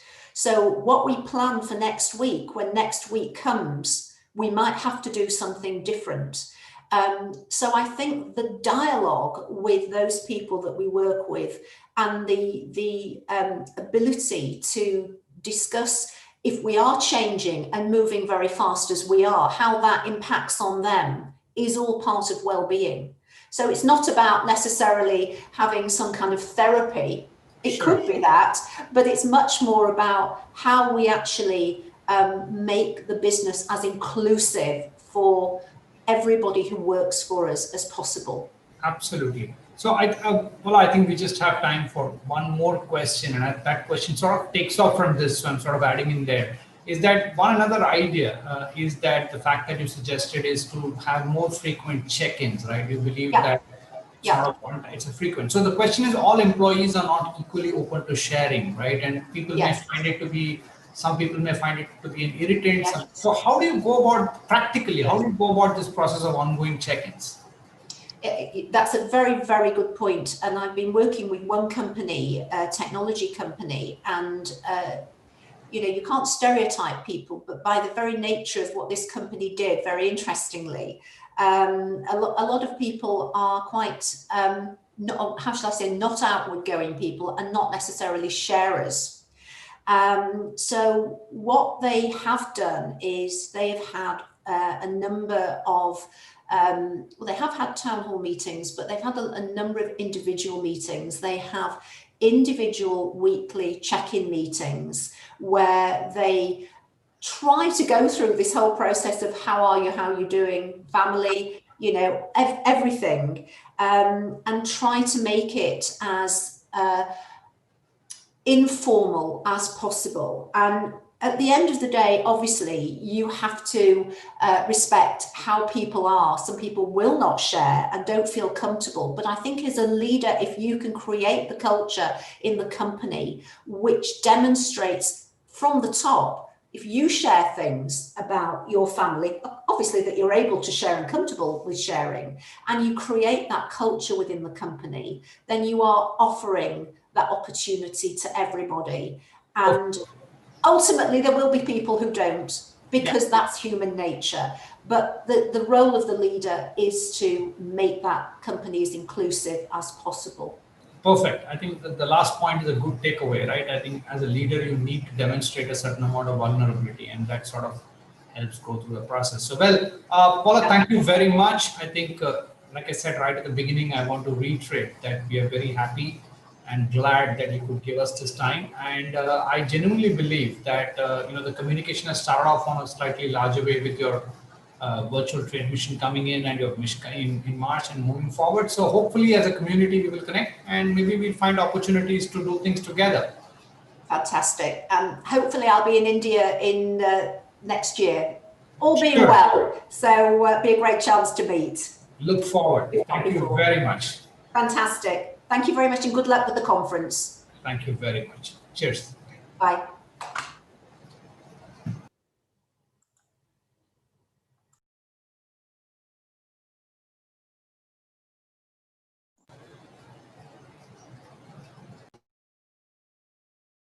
So Ravi, thank you for the couple of sessions. Now baton pass back to you. Thank you, Ramas. Yeah, I think all of us enjoyed that couple of international sessions, gave us a different flavor, and you could also see what's happening outside our India. Let us now move on to our next session, which could be very useful for all our members.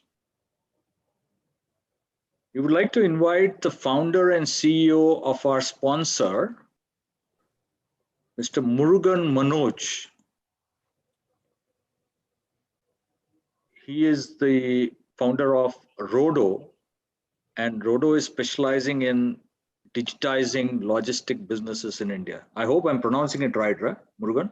Yes, absolutely. Yeah, okay. So Rodo provides a technology platform to manage the logistics function in any organization. He will be talking to us today on how can SMEs leverage the digital logistics. Welcome, Ms. Murugan. Thanks a lot. If you have a presentation, you please share and you can start. Absolutely. I do not have an option to share a presentation. Yeah, you just go to share screen at the bottom. I'm not able to find any. Yeah, fine. I got it. All right.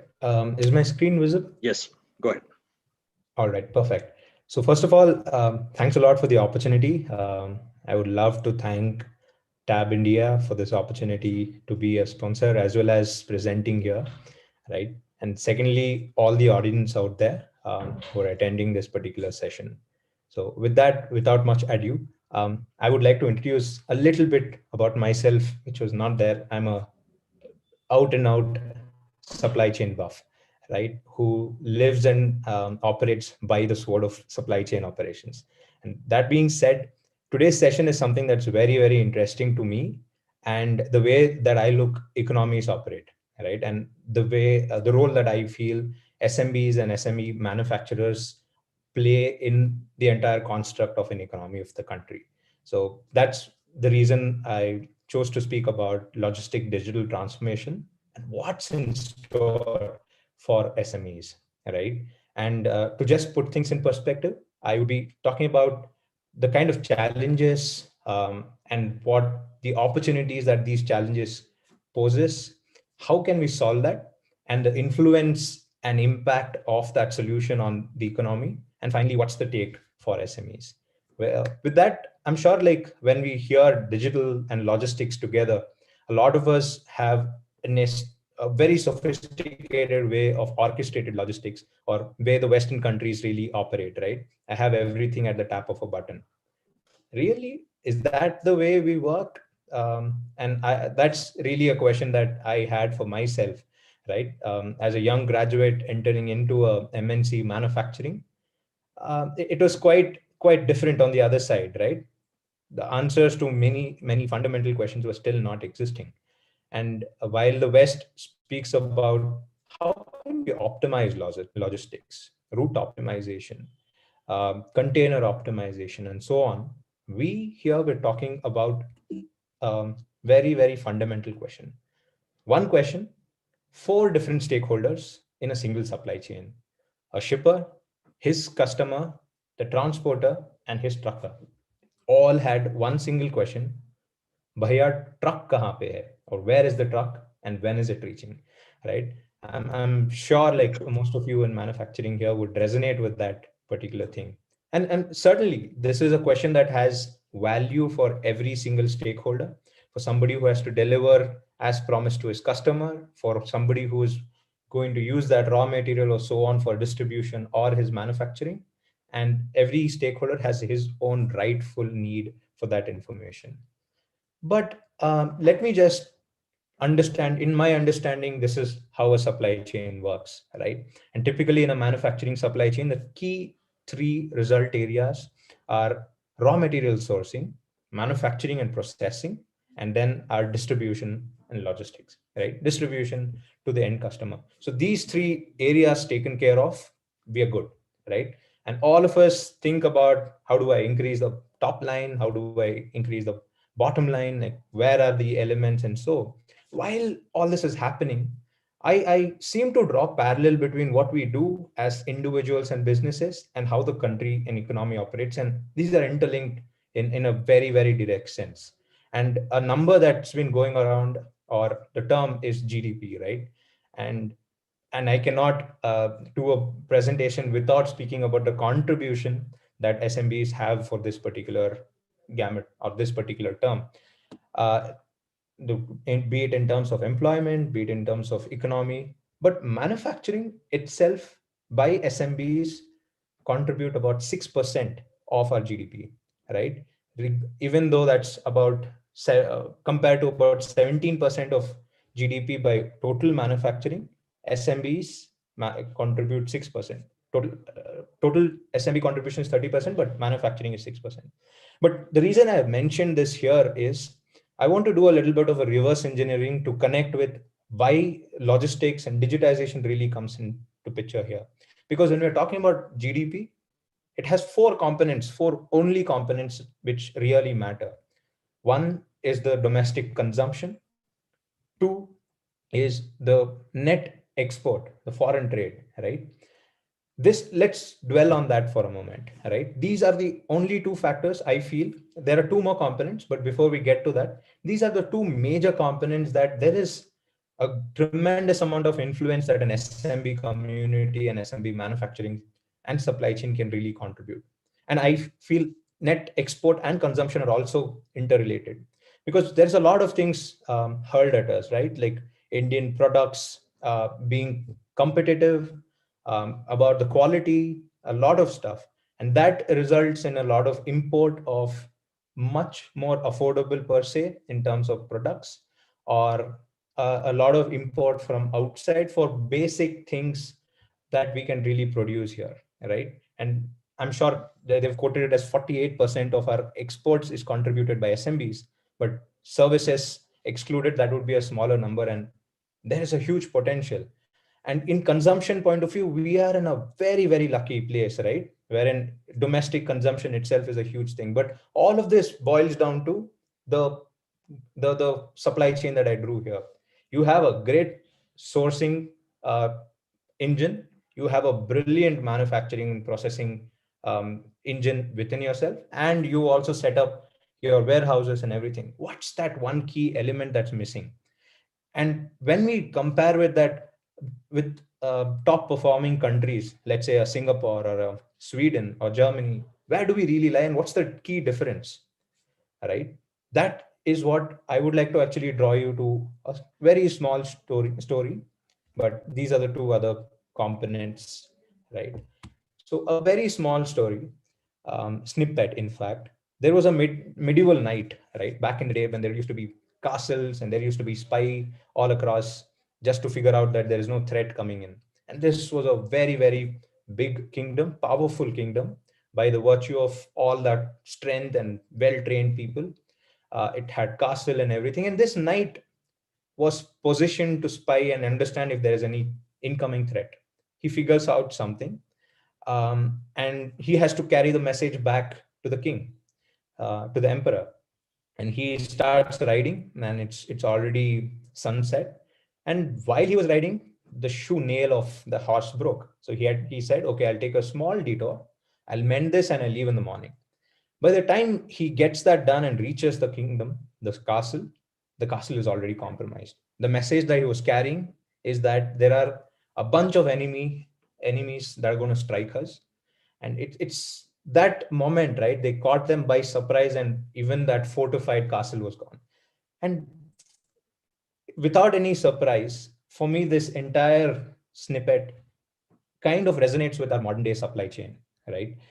It's exactly what's there right now. Our supply chains are absolutely well thought of. There are brilliant people sitting out there structuring and designing them. Then manufacturers with great technical capabilities, transporters, everybody. But that one thing that is kind of not really making it operate in the way it is supposed to be, and that nail today is the digitization. And what do I really mean by digitization, right? And who are these stakeholders? And is it something that I'm talking about from my own experience, or is it something out there? Actually, McKinsey quotes it in one of their reports, that logistics is the most unorganized and undigitized sector in India, right? And by logistics, I'm not singling out only those logistics service providers. It's a bigger thing, right? It's about manufacturers and transporters. I've underquoted the number. There are 4.2 million SMBs out there. I'm talking about just at least 1 lakh manufacturing industries that certainly are there, and transporters. Just to give you a perspective of the numbers, there are about 93 lakh trucks, and a lot of them are smaller fleets, right? Under 5% of the entire industry is digitized. And now we are talking about all of this optimization and how can we get there, and how are we really going to enable our industries to get better, export, which can lead to GDP growth or top line growth and so on, right?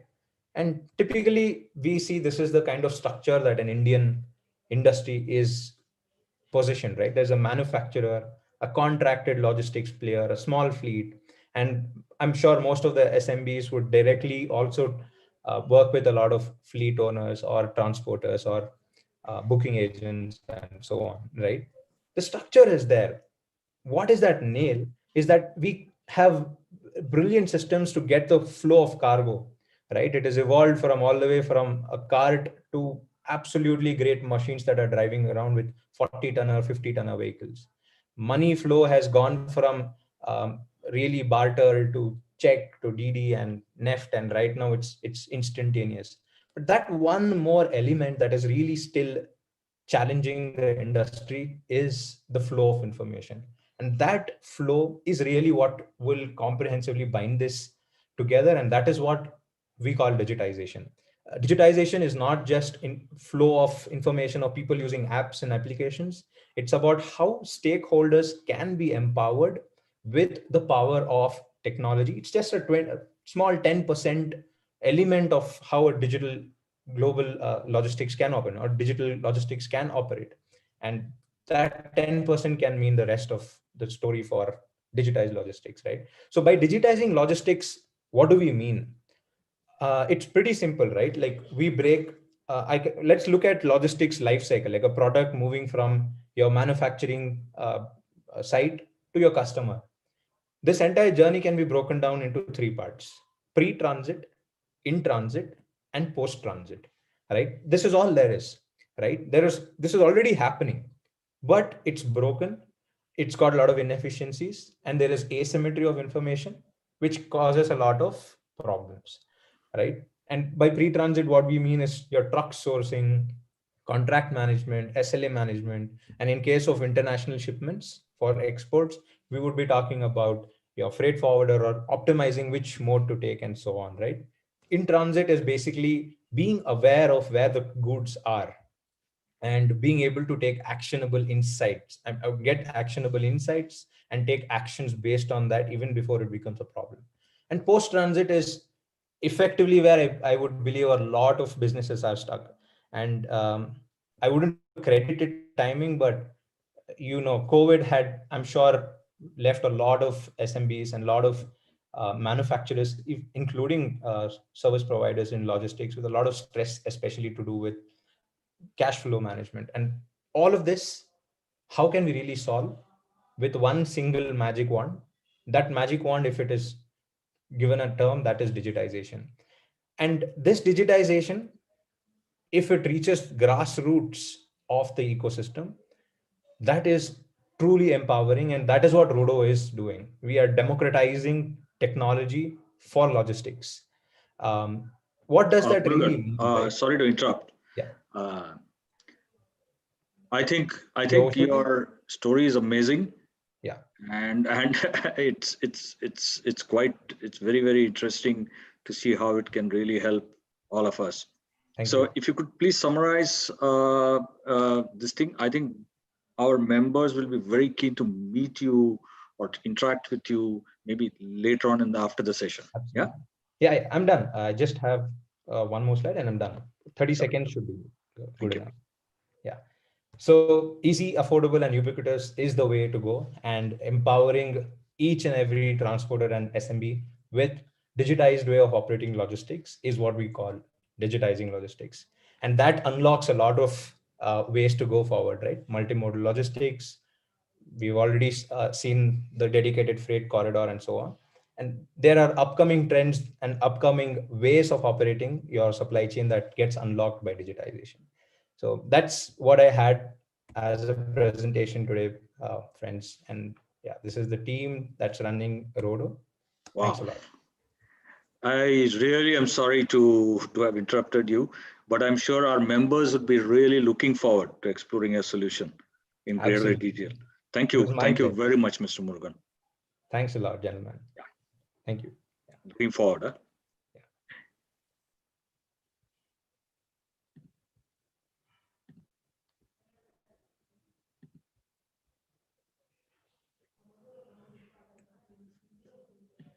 Okay.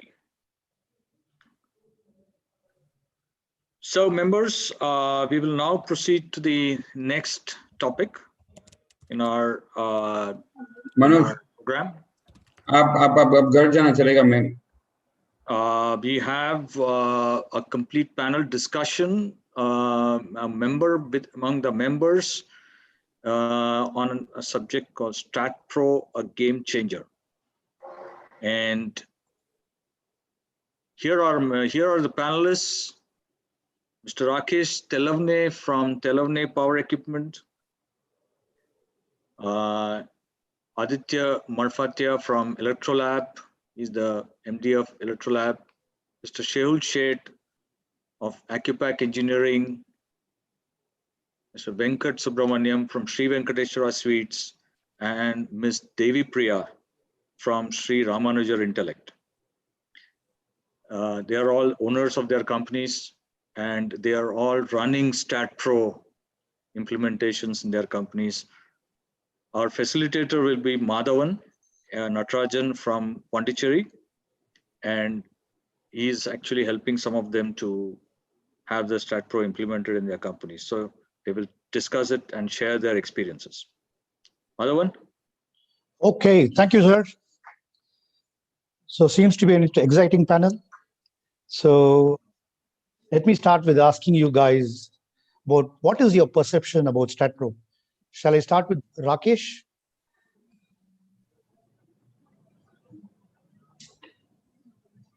Rakesh seems to be. Or Rakesh is not joined in, I think. Yeah, you can go ahead with the others. Yeah. Shall I take it across to Aditya? Yeah, hi. Hi. Good evening, everybody, and thanks for the question. So I believe StratPro is really for those owners who frankly always feel that it's very lonely at the top. It's very lonely as being owners. And if we feel only we have the overall goal of the organization and we are only responsible for the same. However, with the help of StratPro, it actually starts to include your next level team members, where you are actually able to make them owners of the goals. They become decision makers. They take ownership for the entire execution of that in a much more dedicated manner than is done as just they would do by you pushing things down. Also, having a facilitator, a third-person facilitator, guide them, tell them when they are actually going probably off track, or push them and egg them further to improve. Actually, they are more receptive to that than only being pushed by the owner itself. So I'm sorry if I went on much more than I needed to, but yes. Quite interesting. So you're able to see the difference, right? So oh yes, for sure.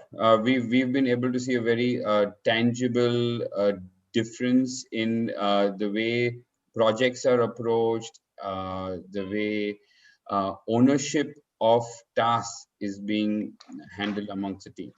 great.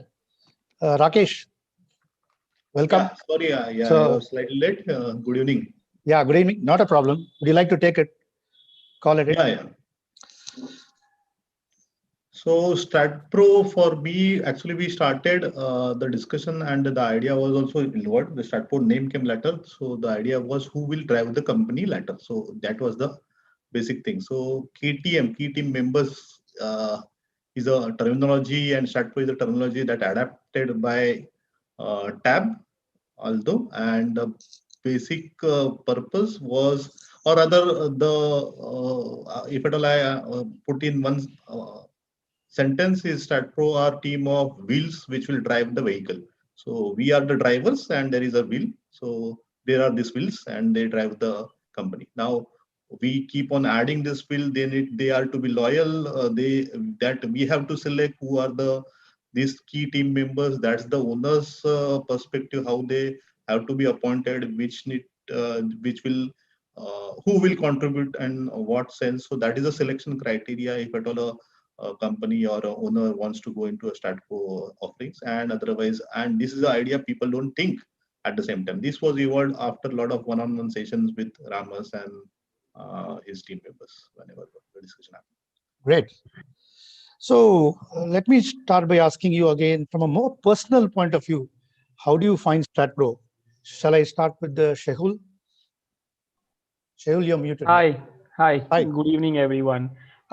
Personally, yes. The biggest thing which I have got from StratPro is clarity. Clarity is the biggest learning I have got help on. This is actually a super organized and makes things black and white. Always as an entrepreneur, we are having questions of why we didn't achieve desired results and what went wrong. Also by DNA, if you see, we are very hopeful and always feel today things are wrong, but after 4 months or so, the things will change. So StratPro actually helped us, helped me also to organize this in a big way and combine it with personal goals in a positive way.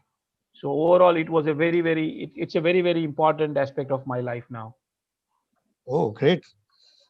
I think your facilitator should be really pleased with this. So, Absolutely. yeah. Venkat, would you like to take a call at it? Good evening, all. Good evening. Before StratPro, I was working alone, like in any owner-managed business, and had to involve in all the transaction, which is a colossal time suck. In 3 months' time working with StratPro, we have managed to develop a team and train them to an extent where they can report the daily operations to me, so that I get to know the clear picture of what's happening in my organization without involving myself in any transactional activities. In this way, I'm getting ample time to work towards the growth of my company, which was a challenge before. Initially, we thought of taking this service for a stipulated period, say 3 months, but now observing the development of my team and that has a positive impact in daily operations, we have decided to continue using this service for quite some time. Okay. So now that we understand from a personal owner's point of view how things have changed, let us take from an organization point of view. Can I start with Devipriya? How does StratPro, in terms of how it has helped your organization, you being a startup, it would have been a very different experience. So please come out with your Yes, we've been having a very unique and different experiences altogether with StratPro engagement. The first thing we experienced was being a career counselor. We are into career counselings and overseas education. So basically, when we send students abroad for higher studies or when we counsel students, there could be lots of engagements where we directly involve with the parents and students and things like that. But initially, I had the perception, since because owner managed business, I had the perception that every important engagement or everything should be done by only me. So there were so many challenges, because in a day, if you say if it's going to be 2 overseas counselings and 2 career counselings, I would be completely exhausted. So right from taking the forms and collecting all the requirements, when doing things in a different manner, so it was quite challenging. And when we thought of building the credibility and moving on, scaling up, when we had lots of students, in fact, it was quite impossible for me to think in terms of delegation. So the first thing that I would call StratPro a beautiful concept was I was able to delegate the entire structure, because StratPro had helped me to break the entire process into several areas where I would be able to delegate it to my staff members also.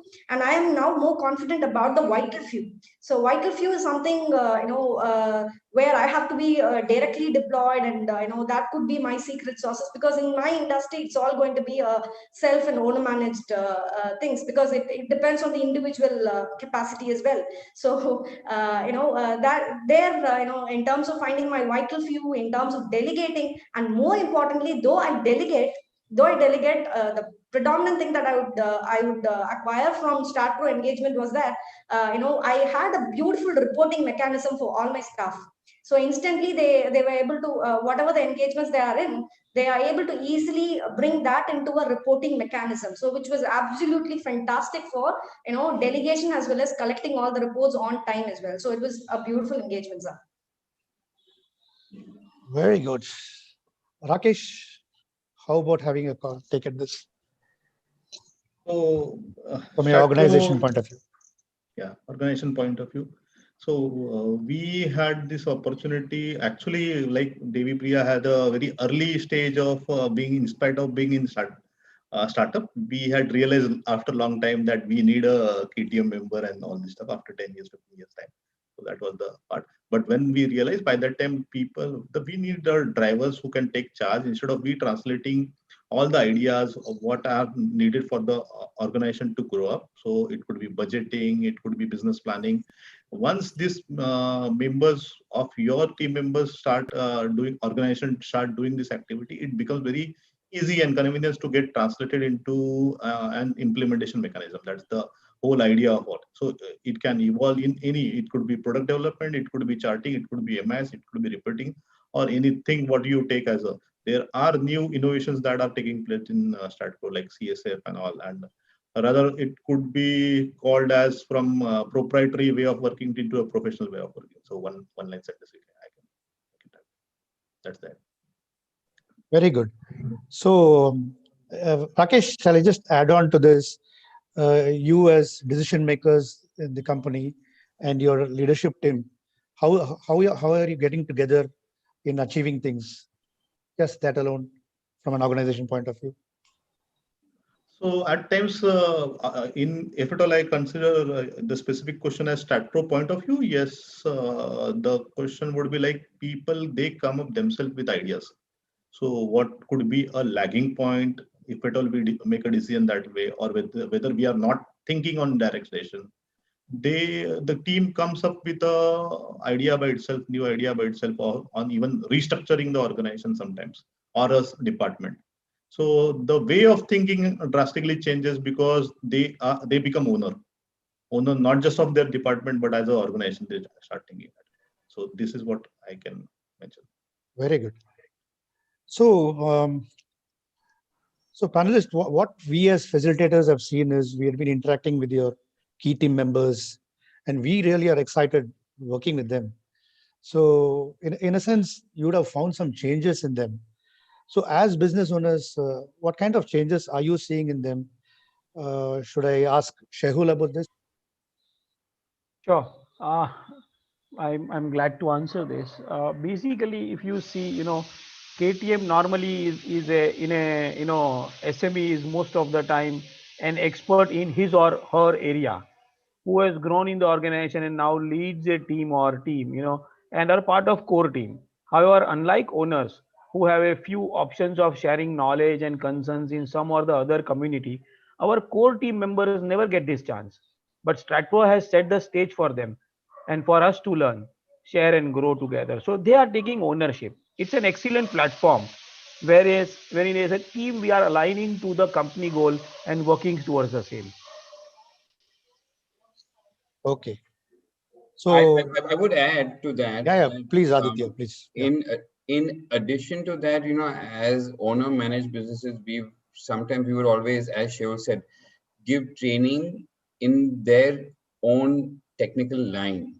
We would not necessarily give training in management or escalations, reviews, time management. And with the help of StratPro, my team has felt empowered where they believe that now we are investing in their personal growth. Very good. Yeah. So that has become a thing that this is not just for the organization. And yes, don't get me wrong, it helps the organization. That's why we are continuing it. But it also makes them feel empowered that this is also for them, and they are becoming better managers, better leaders, all of the above. So that has really helped. How expressive are they, your team members, while are they expressing these things to you, or you feel to get an impression that there's what they are feeling? So it's not something that they come and tell me every day. But in terms of, one is that yes, we do hear it on a sporadic basis, but more importantly, I see it on a behavior basis, which is not just because it's very easy to give a lip service. But when you're seeing behaviors from other team members where they are actually taking decisions which is not just impacting their department, but going beyond their department. And they may not have direct control, but they would come and escalate matters to me saying that this is something that can be done, which is beyond their department. So that, what I believe is the intangible benefit with being on StratPro. Super. So I think Venkat, you would have had a very different experience having a different kind of team. Can you give your feelings about what your key team members are? Yes, sir. There is always a contradiction between employee mindset and entrepreneurs. To make them see the picture what I've developed in my mind is much more significant, but it's quite a challenging task for me as most of my employees are not adequately educated. With the help of StratPro, we started promoting a culture of team building, for which firstly we handpicked the suitable employee from each department and formed a strategic leadership team. And I share my business vision to them and involve them right from planning to execution. In this way, I don't feel alone in the path of growing my business. With the team, we have regularized our purchase process, right from purchase order to payment, and daily cash tally and deposit the same to bank, and communication through Google Forms and checklists to ensure the completion of necessary day-to-day activities. My team also feel elevated with the new responsibility assigned to them, and they contribute more towards the growth of the organization and work passionately to achieve the goal. So are you seeing any changes, Venkat, in terms of how they report to you, and previously how they were reporting to you, and what is it happening in terms of their reporting now? They've been reporting orally, but now no talkings, only communications through forms and checklist. Okay. So are you losing your personal touch with them in any way, or it's the personal touch is more organized? I'm constantly meeting them once in a week, each and everyone personally. Okay.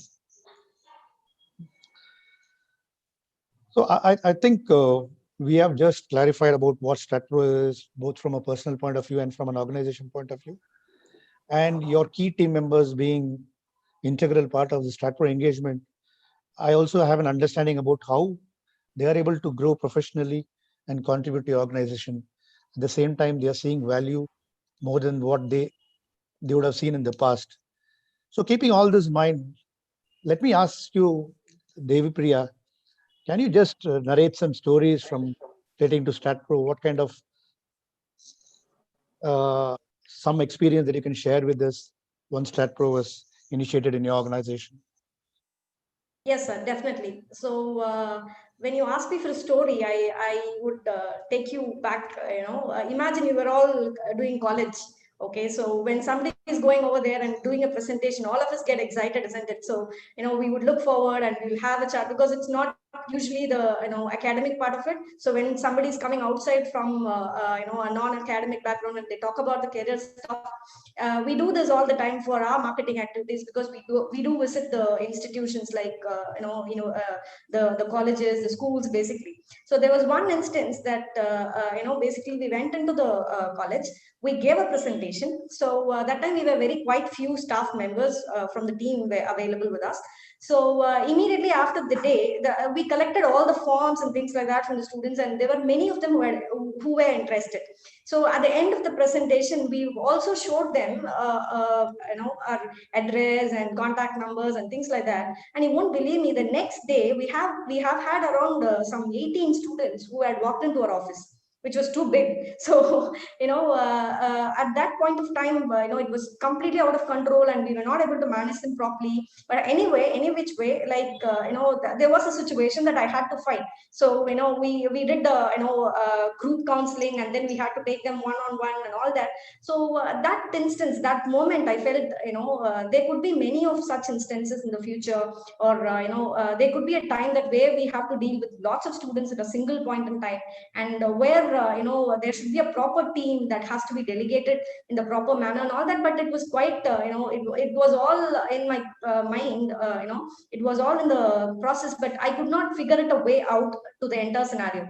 So and now that I'm more confident, even in such situations, I know like how I can delegate so many students at the same time, even in a small office. And how can we bring that kind of productivity, and how can we scale up, is all now wonderful mind process that I have. The design is beautifully built at the moment due to the StratPro, and thanks to you for facilitating the whole StratPro engagement for Sri Ramanujan sir. Thank you very much. Yeah, it's a pleasure. Aditya, any favorite story from your side? There are so many. I don't know where to start. I think as I basically said that having somebody who is at a different department giving ideas and suggestions on how to do better sales, maybe, or better development. And so that cross department breeding of the brains and the intellectual stimulation, that is something that we've really been able to tease out, where when everybody comes on a page, we are not wearing any particular hats like sales or production or service. So that that pollination of brains is something that has really helped, but I'm not able to come up with any particular story or example because there are just too many to enumerate. I wouldn't want to bore everybody on the YouTube channel. You can go ahead with one more. No, that's fine. I'll let Shehul and Rakesh and Venkat go ahead. Yeah. Anybody would like to share anyone's story? We have got a couple of minutes more. Well, I can share one story because as a facilitator in one of the companies, I can tell you for sure I was shocked. We were looking at personal improvement initiatives for the team, right? That is part of the StratPro, so that each of the team members can also personally improve some aspect about their own personalities. And so what I said was, okay, this team, we were doing the coaching session, and in the coaching session, we said, would you like to share your personal improvement initiatives among the team and then help each other to actually achieve that? So I was expecting that it may not happen because people are generally, I thought that will be hesitant, but I was pretty surprised. And they said yes, and we every month on month, we used to actually monitor that. They were helping each other for improving their personal aspects. And that, I think, was a big change. And the bonding increased dramatically because of that. That is another angle to the StratPro. You know, there's a very personal angle by which the team can bond together very well. And this happened in one of the companies. It actually happened in Rakesh's company. So that was another very interesting angle, I thought. Yeah, but I never knew that you will be able to tell stories and all, Ravi. It's very interesting to listen to stories from your mouth. We are all used to something else from you. I think as some of you would have been experiencing him as a facilitator is very different. So thanks for the storytelling. Yeah. Please tell me. Rakesh, your voice is breaking. Can you hear me now? Yeah. So I said Ravi keeps on telling me such kind of stories after some few of the sessions. So special attention, I suppose. So great, guys. I think all of you had shared your experience beautifully. And to sum it up all, I think from my experience and from what I've heard from all of you, it looks like your business, as business owners, you're able to come together with your team very well and deliver what your organization is expecting out of you. And if that seems to be the case, and from a more strategic point of view, you're able to plan for your business. And I think when Venkat was talking about implementing the plan successfully, so all these things looks very interesting. Hopefully, we'll be having more interactions with you in the future and would like to take your feedback on all this in the future also. So it was really great session from you. Thank you all. And let us try and meet somewhere once. So calling from Puducherry, we would like to invite you to Puducherry whenever possible on behalf of Venkat and Devipriya. So we'll be happy to host you guys here. Thank you so much. Thank you, Ravi. Back to you. Thank you. Thanks, Madhavan. And Ravi, I'm going to sort of take a minute. I couldn't resist because I'm sort of putting off my video and seeing everybody smile and chat. And quite honestly, I was a little jealous. So that's why I sort of jumped in right away. I think it's amazing to see the spread of geographies as well as spread of startups to different businesses together. So I think it's a great journey. And to me, StratPro, I want to just say that we never expected the kind of outcomes in StratPro that when we started off, quite honestly. So to that extent, it's been a great journey. I just wanted to say thanks. Thanks to all of you. It's an honor and a pleasure to have all of you here. So thank you very much. And back to Ravi. Thank you. Welcome. Thank you. Yeah, thank you all for a very interesting discussion. I think now I'm going to move on to the last session of the day,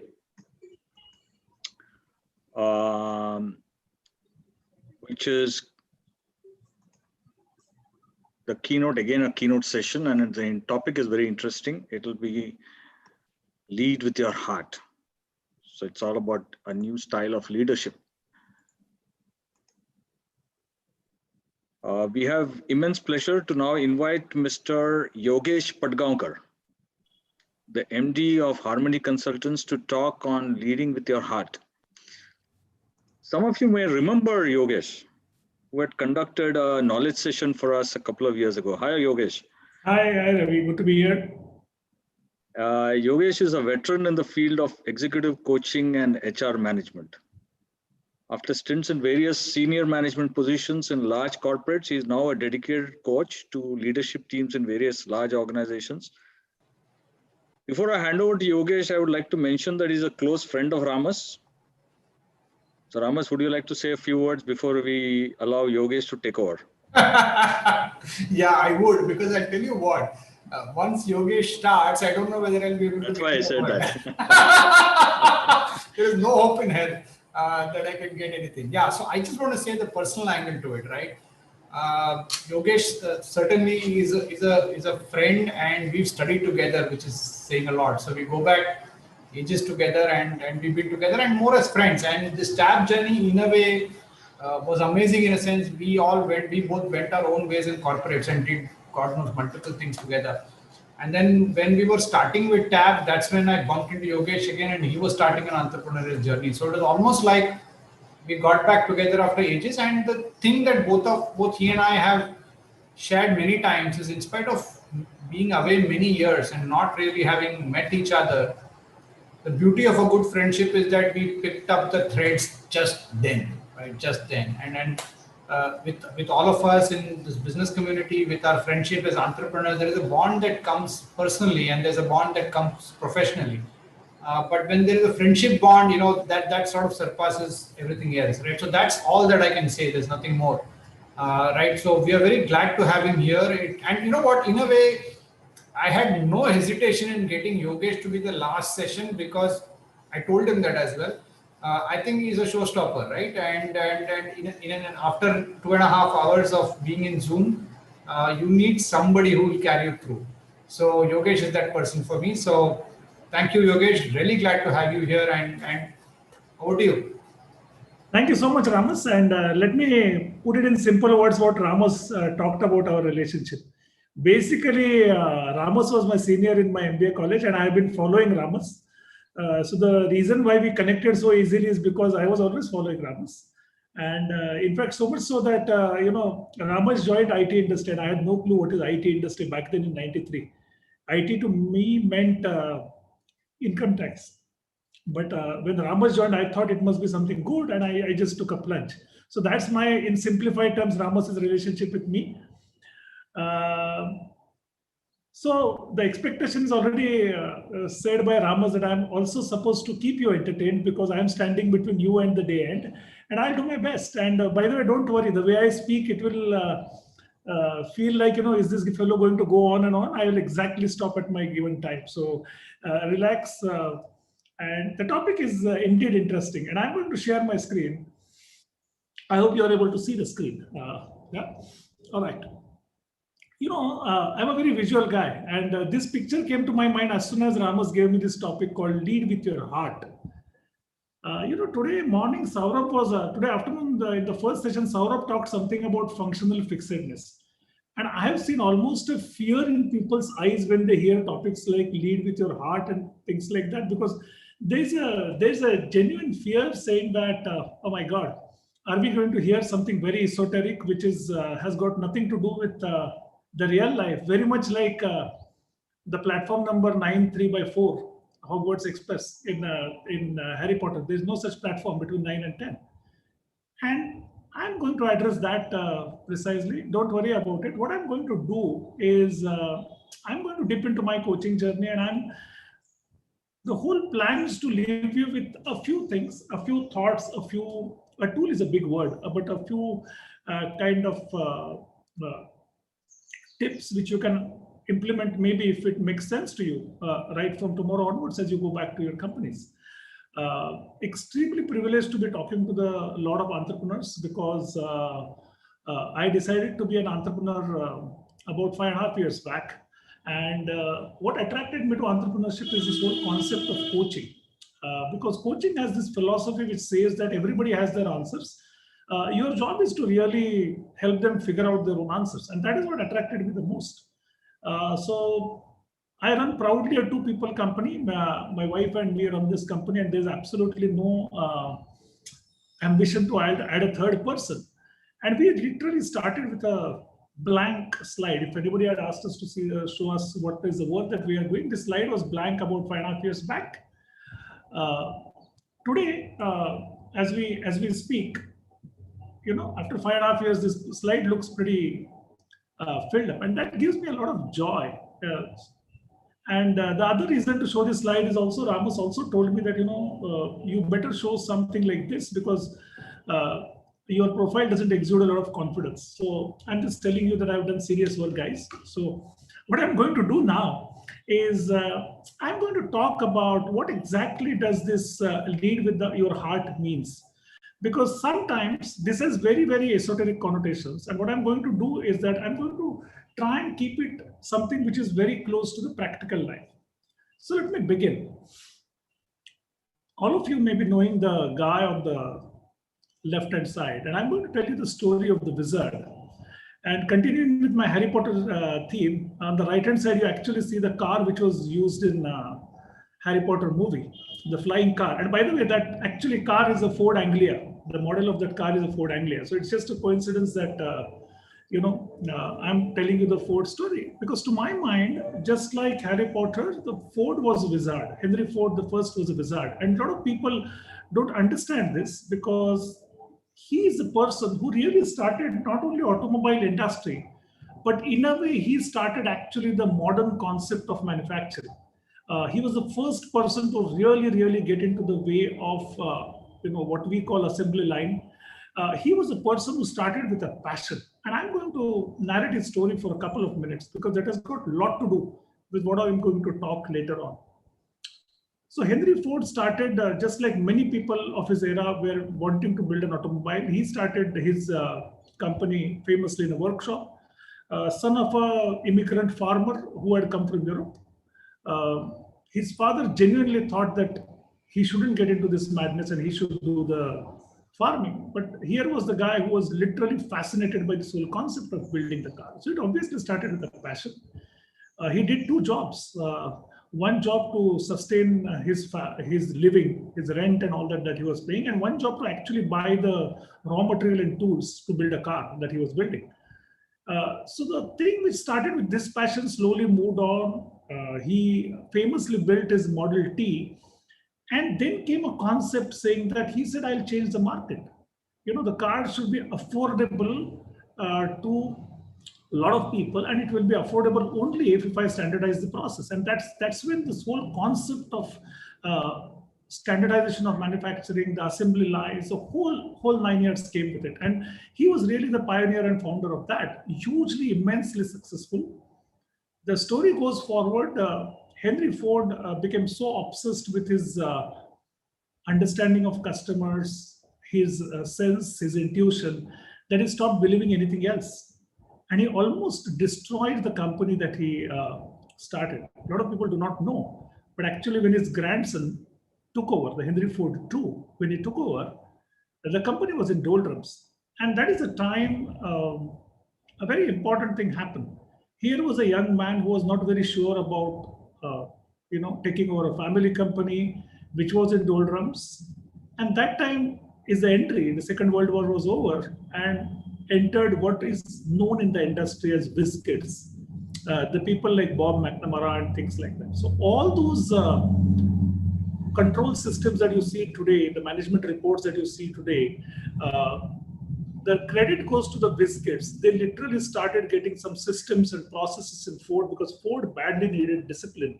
And they brought some kind of a discipline in Ford, and Ford was back on track. In coaching, we say that your strengths can as well be your weaknesses. And that's exactly what happened.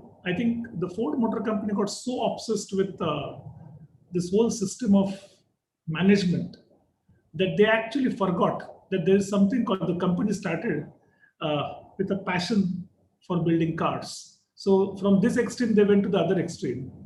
And even that was not helping. And they were again in doldrums. And that is when all of us know, famously, the Japanese car makers took over the market.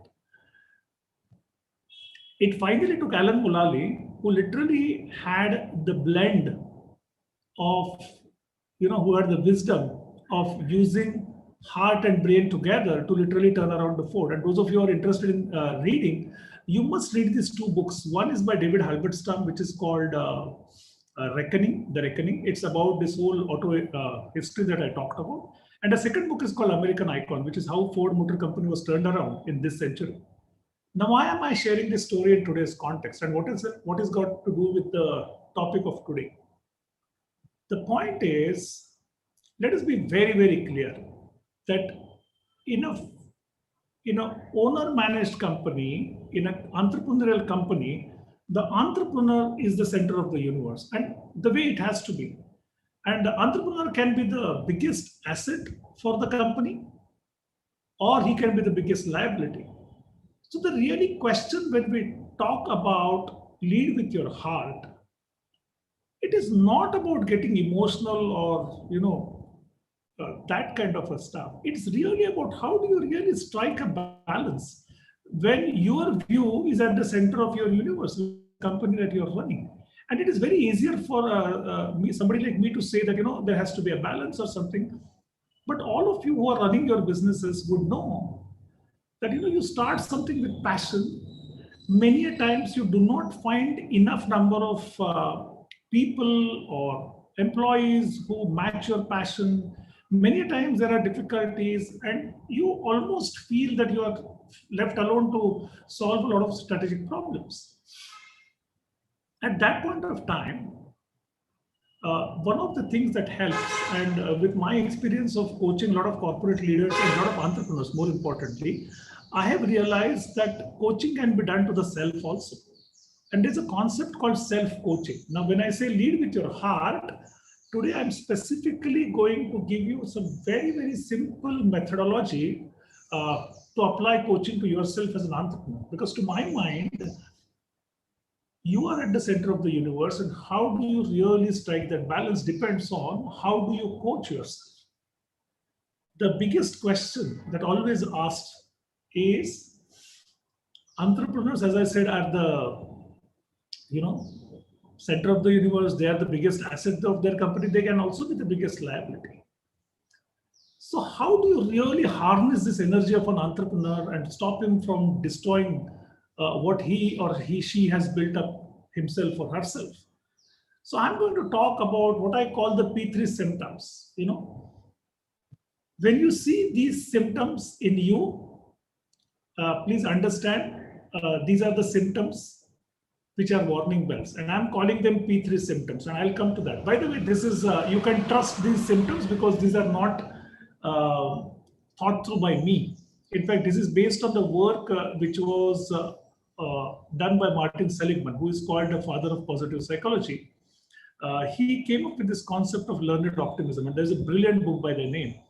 And he talks about how do you think and how are you going to act, how pessimist or how optimist you are. And by the way, extreme on both sides is bad.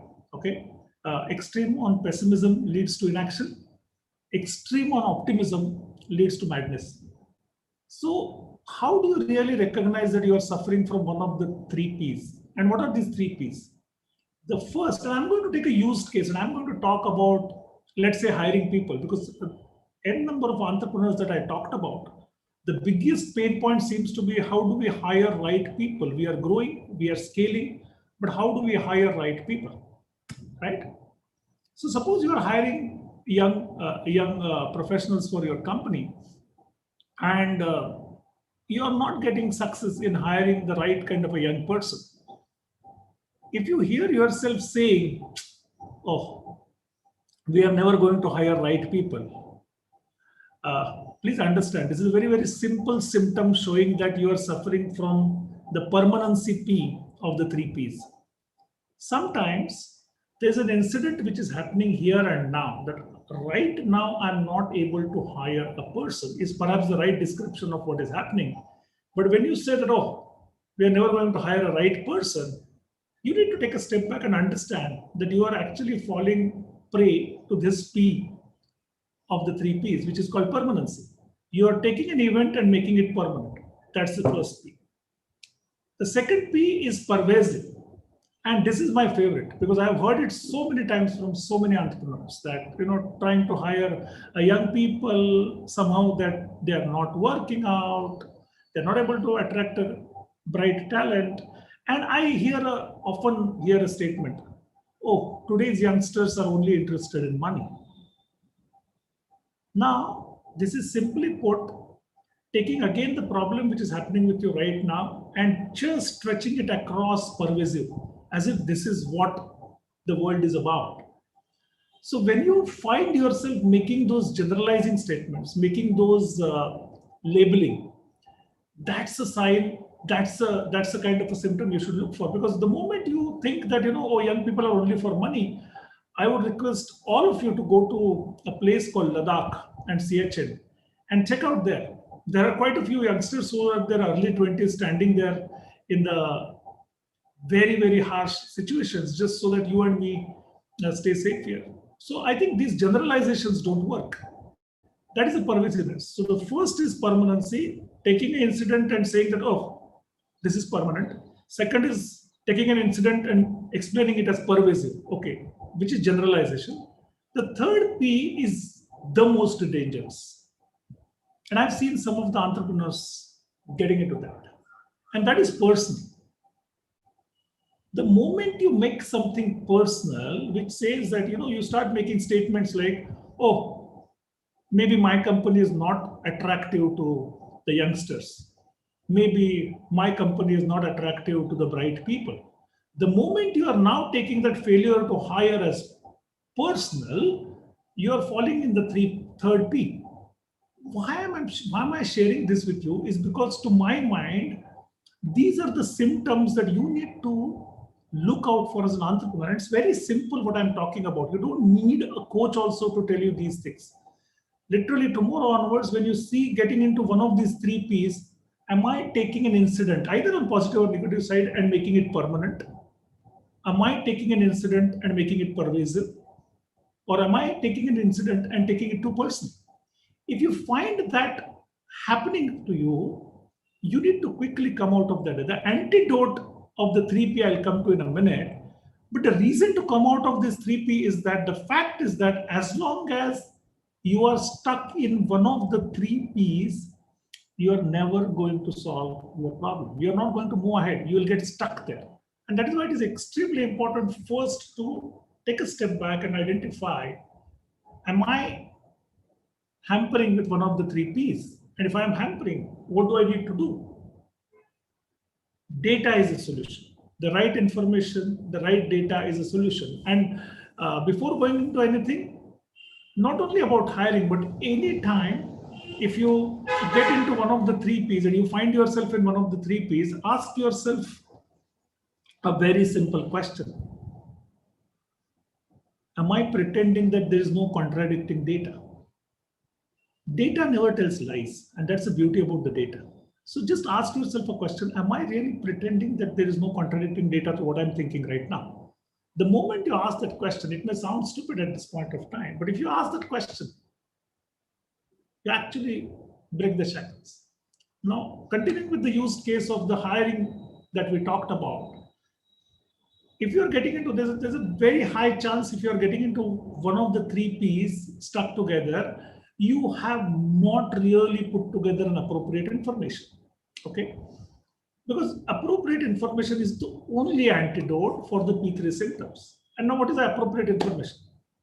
So let us continue with our use case of hiring and let us say what we are talking about. So as I would love to say, key to unlocking the path to the holy grail of leading, sometimes my credent community makes this whole thing very complicated. And I just want to tell you that it's actually very simple. You can self-coach yourself. You can guide yourself with these simple techniques and questions. The first is we all have, sometimes I realize as I'm 50 now, age-wise, I started realizing the childhood stories that I heard, I'm beginning to understand the meaning of those stories now. Maybe it has got to do with my IQ. I heard this story that there were three stone cutters, who are cutting the stones, and somebody goes and asks them, what are you doing? The first one says, I'm cutting stone. And that's right, that's what they're doing. The second one says, I'm building a wall.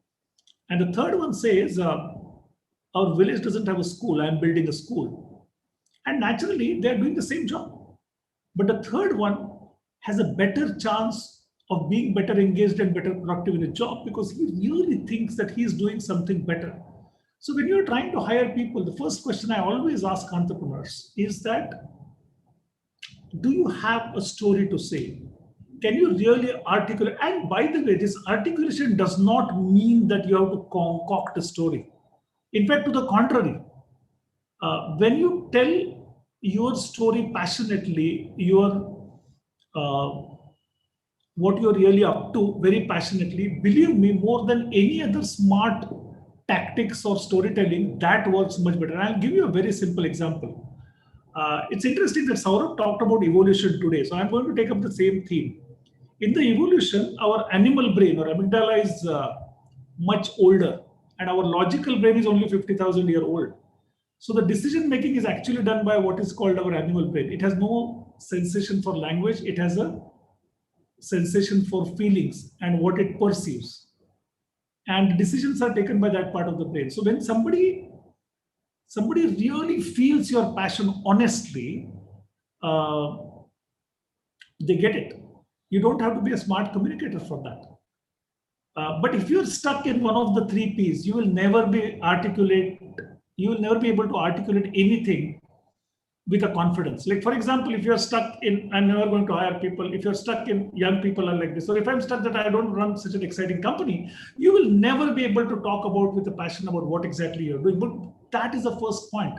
You need to really be proud about whatever you're running. And it was great that I saw that pride in some of the panel members talking in the earlier panel. It's just sweet to see that, when people are passionate about it.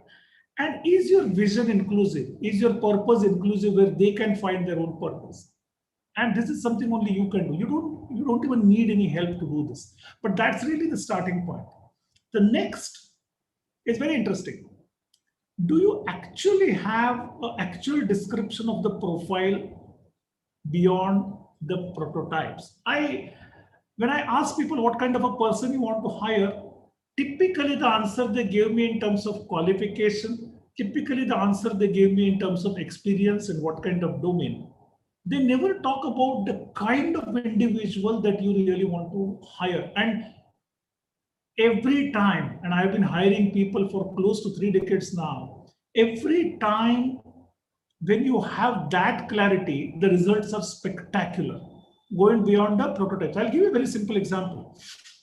A lot of people tell me, oh, we are in a very specialized thing. It's a high-end work and we cannot afford any experiments. So we have to have people who have done it earlier. There are 2 E's of hiring. One E is of experience and expertise and the other E of enthusiasm. When you are hiring, you also need to look out how enthusiastic is the person whom you are hiring. And these 2 gentlemen on your screen, let me tell you a quick stories before I run out of time. On your screen, as you see, the person facing you on the left side is a person called David Yates. David Yates directed the Harry Potter film from the Order of Phoenix onwards. Okay, and before it had already become a very famous franchisee and a multi-million-dollar franchisee, so a lot at stake. But that was the first feature film that he directed. And the Harry Potter franchisee actually appointed him as a director and gave him those multi-million-dollar budget because they were very clear what exactly they are looking out for in the next Harry Potter movie.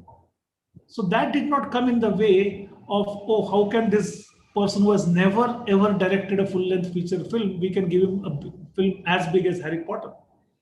The person on your right-hand side is Alan Mulally, and he was the guy who was hired from Boeing to turn around Ford Motor Company, and everybody in the Detroit laughed because they thought an automobile company can never be run by an outsider who is not from an auto industry.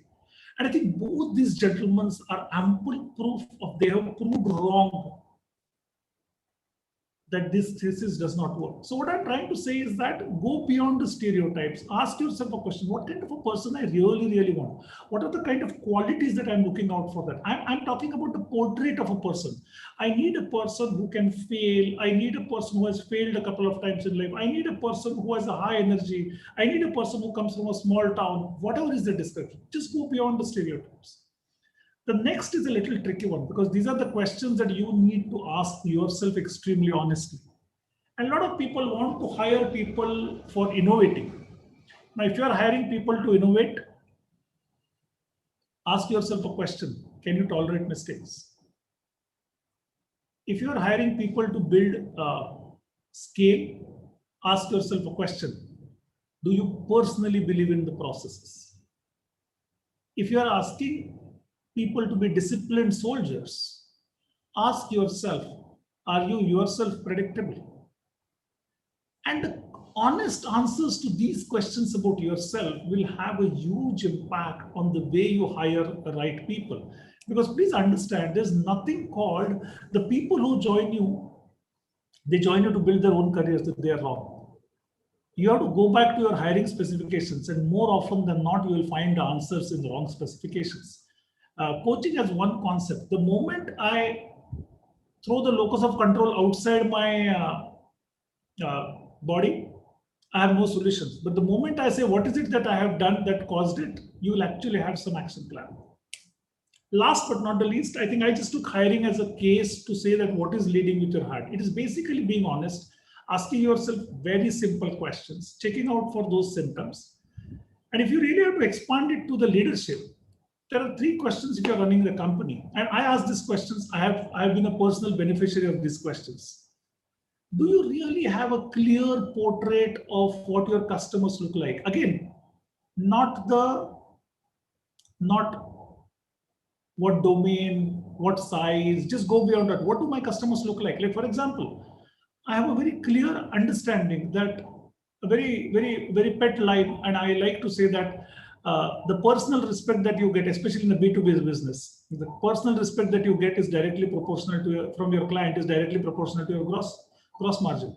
So I have a very clear picture, an articulation of what kind of clients I want to deal with. It is not ego. It's just a clarity about what kind of people I want to deal, what kind of team I want to hire, and what kind of organization does it look like. Because if you go beyond the obvious, if you go beyond the stereotypes, and if you really ask yourself these self-coaching questions, the clarity that you have is phenomenal, and it will have a huge impact on how you look at leading people, organization, more importantly yourself.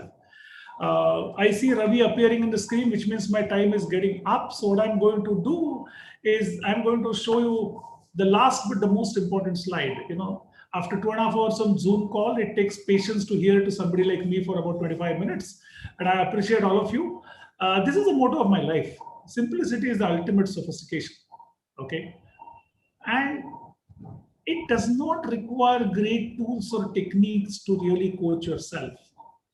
All it requires is raw honesty with yourself. And if you really believe in that, to sum up, just look out if you are falling prey for one of the 3 P's. Ask yourself the honest question of what exactly you want. And leading with heart is not as esoteric as it sounds, because these are some of the tools you can use if you believe they work tomorrow onwards. With that, I thank everybody. I stop here. I know only a couple of minutes are remaining, but if there are any comments, questions, Ravi, if they're in the chat box, would love to address that. I could keep hearing you for a very long time. I mean, you're such a passionate speaker. So I'm going to ask you one question. Sure. On behalf of everybody, can you tell us one of your recent coaching stories for a leadership team? Oh, absolutely. I was talking to a person, and the coaching agenda was that person said that, I am generally blamed that I'm slow on execution, and especially on the strategic issues. And that is the area I would like to get coached on. Now, whenever I do coaching, you're always coaching a person, I don't coach tactically, right? So I always have this chemistry meeting where I actually know the life story of the person. And interestingly, this person was actually a migrant. Unfortunately, he had to leave his house from the part of India where they, from being a wealthy family, they became homeless in the matter of 12 hours and they had to relocate. Okay. He was from the Jammu and Kashmir area, and they had to relocate, unfortunately, because of some of the incidents which happened there. Okay. And so I knew this case. So when he said that, I'm slow in execution and this is what I'm blamed, I said, what exactly happened? So he said, something, that vision and all that people keep talking about looks so distant from the reality that I just don't even know where to start from. And then I'm slow. So I said, okay. I said, listen, when you had to leave your own house in 12 hours, okay, and you have to get out. Today, you are a successful leader in a multinational company. How did this journey happen? Because you wouldn't have seen this story when you left your house in 12 hours, right? What happened? And he suddenly said, you could see the shift of energy. And he suddenly said, I wanted to teach a lesson to the people who displaced us, saying that you can displace us, but you can't put us down. So I said, listen, you did your career because you were very clear about why you want to do a career. Now, absolutely. What is that emotion about vision? And the moment I said that, he started laughing. He said, something? Now that you said about, every time when I have figured out emotion behind a vision that is being talked about, I've been able to move fast. But every time when I've started thinking logically about the vision and said that how and what, then I just don't know where to start because I have still not answered that why. So this goes back to the Simon Sinek, and the shift was fast. And Ravi, what is the beautiful thing in my profession is that I actually help people discover the problems which they have solved in some other part of their life. It's just that they are not transporting that solution to their other part of life. Nothing else. I'm in my over 3,000 now, almost 3,000 hours of coaching. I'm yet to find one single case where they had not solved their own problems earlier, but they were just not getting that, transporting that problem back. The whole trick is about being very simple, taking a step back, looking in the mirror very honestly. Yeah, that's all about it. Nothing complicated. Very nicely put. Yeah, very nice. Thank I must say, you want to add anything? You want to say anything? You're on mute, by the way. So thanks to Ravi, you're giving me a chance to have a last word as well. Huh? No. That's an assumption, Ramos. No, I will not take that liberty. I mean, both you've been part of the TAP journey, I don't want words, but today I'm just saying this has been a tough year, Yogesh, from going to a conference. And, Ravi said in the beginning that there were a zillion reasons why we should not have had this conference. But we did. And, having you was one of the first. I remember you calling me and, you were on our mind and we connected. So I'm so glad that you're part of this celebration, and thank you for being here. Thank you. Pleasure and privilege to be here, Ramos. Thank you, Yogesh. And I think it was great and very useful insight. But I would like to add one more thing. Looking forward to more such sessions from you. Yeah, given my verbosity, you need to give me a little more time. That's all. All right. Thank you so much, Yogesh. Thank you so much. Absolute pleasure. And thanks everyone for listening. Right, members, we now come to the end of day 1 of the conference. Hope all of you have enjoyed the day and found it useful. Looking forward to seeing you again tomorrow at 3 p.m. for our second day of the conference. Thank you.